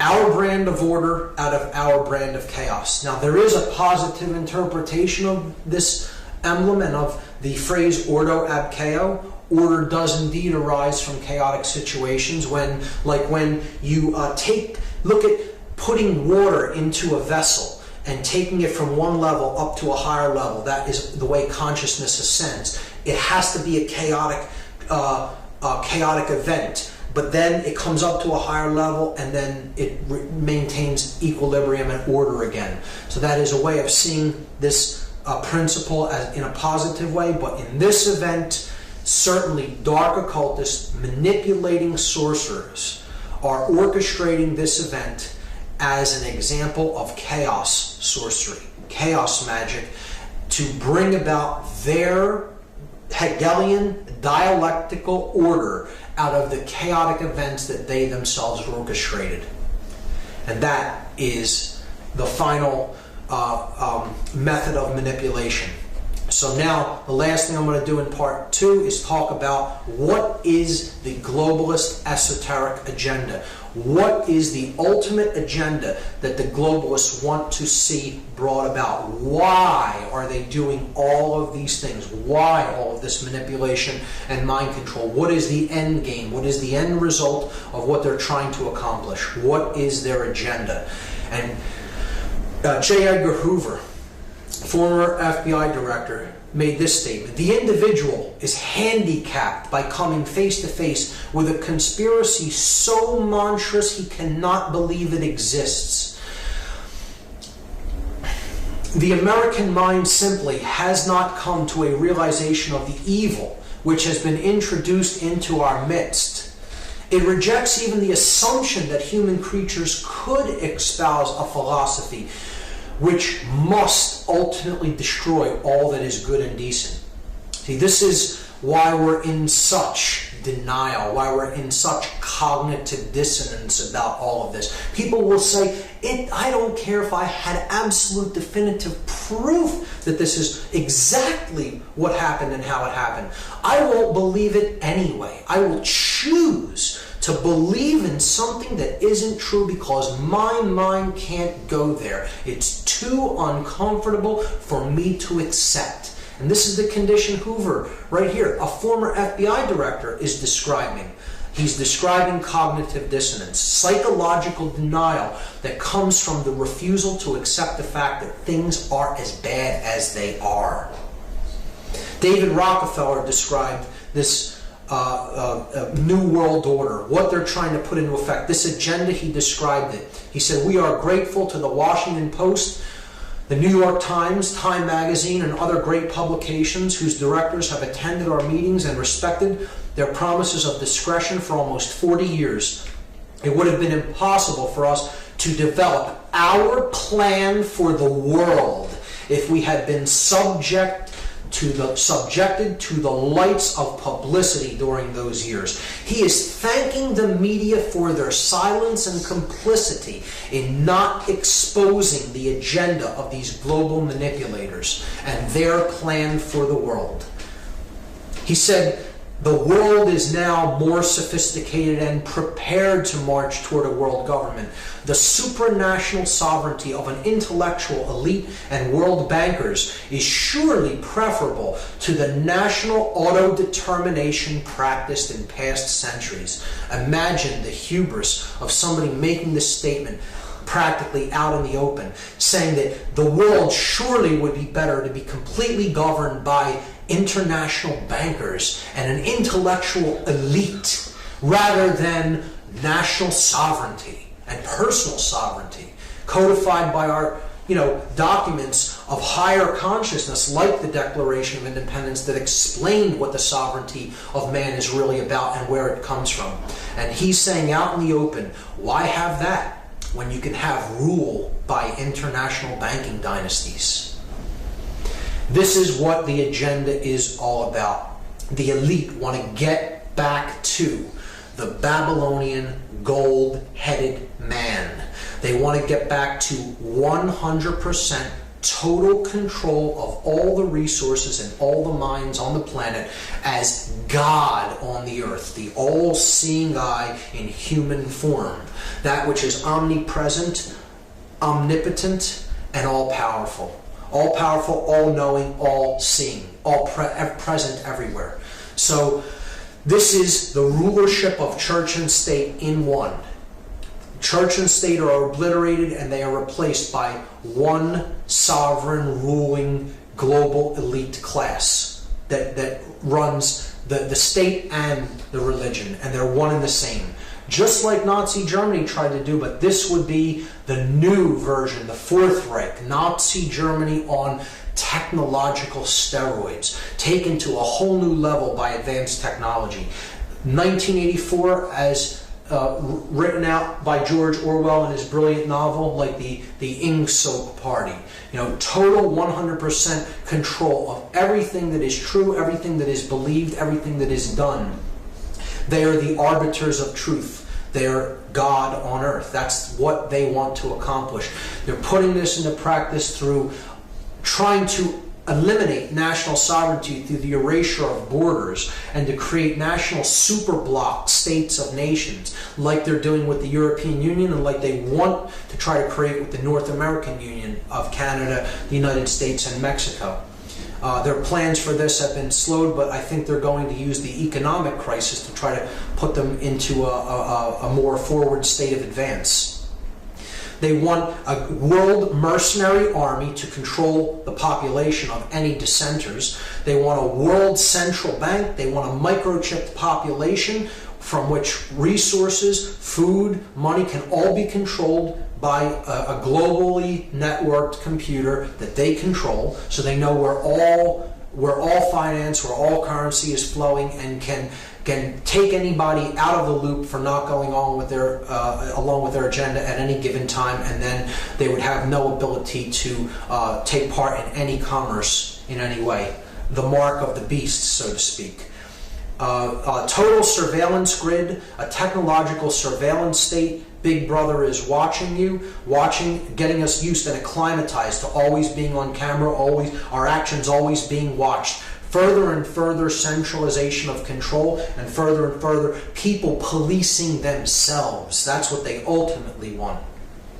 The destruction of the sacred feminine aspect of our consciousness, our emotions, through the numbing out of our emotions, through our food and medicine, particularly the overprescribed antidepressant SSRI drugs, a total state of left brain prisonhood in which people become more and more controlling and dominant toward the left brain, even females, and they become subservient to those of higher levels above them. So a race of masters and slaves.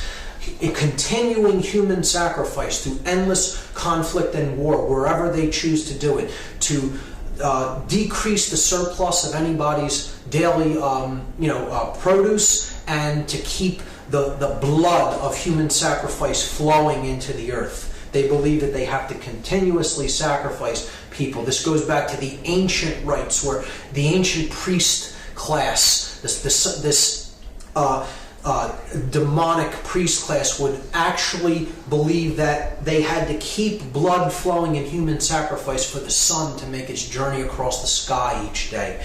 It's that level of perversion and sickness in this occultic ideology that wants and desires to have endless human sacrifice through war. To have a population of completely disconnected from spirit individuals that are completely hypnotized, shut down in consciousness, totally blindfolded, have the blinders on, and have become pure sheep. They've become their own sheepdog. They police themselves, and they have become golems. They've become creatures, literally creatures without actual consciousness of their own, that are completely programmable and are owned by someone else. They're totally created beings that are made by someone else. See, that's the definition of a god, is it not? It's a being that is capable of creating another being in its own image and likeness. And that's what they want to create. They want to create a being that looks like that. That's how they look inside. That's how much they rage against what is. They are actually that golem on the inside. And they want to create that in the external world, because that is how they ultimately feel about themselves and the world. Julian Huxley described this total scientific dictatorship. He said that a really efficient totalitarian state would be one in which the all-powerful executive of political bosses and their army of managers control a population of slaves who do not have to be coerced because they love their servitude. This is a person who studied eugenics and mind control, and he was explaining what the New World Order that they're trying to build really is. Slaves that love their enslavement because they have become so dependent on the big daddy state. What this all boils down to, once again, the New World Order is about human enslavement. It is about slavery, a society of perfect evil. Perfected evil is the state when every being in a society is both simultaneously a master and a slave. They have subordinates under them, which they dominate, push around, and are masters of, while simultaneously they follow orders from an elite class above them, and so they are subjugated and enslaved to a hierarchy above that. And it just goes on and on up the chain. No one is free in a society of total human enslavement, no matter how high they are on the hierarchy, because ultimately you can get to the highest level in a physical body and physical form, and ultimately they are serving the dark force of consciousness. They are ultimately enslaved by their own fear. They are ultimately enslaved by their own ego, and they are ultimately enslaved by illusion. The belief that you can or have a right to attempt to control anyone or anything outside of your own thoughts, your own emotions, and your own actions, because that's the only thing you have any right to control, and that's the only thing you can control. Everything else is an illusion, and if you attempt to control, you are ultimately enslaving yourself. There is no such thing as control in the three-dimensional reality. There is no such thing as authority here in this realm. Authority does not exist in this realm. There is only one authority, and no man is it. This system, this new world order, is destined to fail for that very reason. You cannot go against what is. You cannot expect to stand up to the force of creation and win. Plato made this statement: the price that good men pay for their indifference to public affairs is to be ruled by evil men. So we may get ourselves into a deep mess of things and eventually end up being ruled for a time by these tyrants, by these controllers, by these sorcerers. And if that occurs, that will only be for one reason. We did not develop the care enough to do anything about it. We did not care. Our indifference to what is going on, to the suffering that's taking place around us, is the only thing that can create our enslavement. And in fact, it is what is driving this process of enslavement. The fact that we do not care about the suffering of anyone but ourselves when we experience it is what's creating this dynamic. And that is what the New World Order is. The dark New World Order is that pyramid of enslavement controlled by an intellectual elite with no conscience that is in the know about how consciousness works, is keeping others in the dark with their own will. They're using their desire to stay in ignorance against them and keeping them at lower levels of knowledge, not understanding what they're a part of, being the bricks in that pyramid to build their dark New World Order and put the light of creation out of this world forever. So they think they can accomplish that. And that is the idea of hell on earth, the perfect state of evil, the slave and master world in which every being is simultaneously a slave and a master of a slave. Hell on earth, it has been described as the dark New World Order. So that is the end of part 3. That is the ultimate agenda that the globalists have for humanity in mind. And in the next part, in part 3, I will be going into how to apply consciousness to this problem so that we can solve it and get out of the current state, the current problem that we are experiencing. So part 3 will be solving the problem through applying what we've learned about consciousness.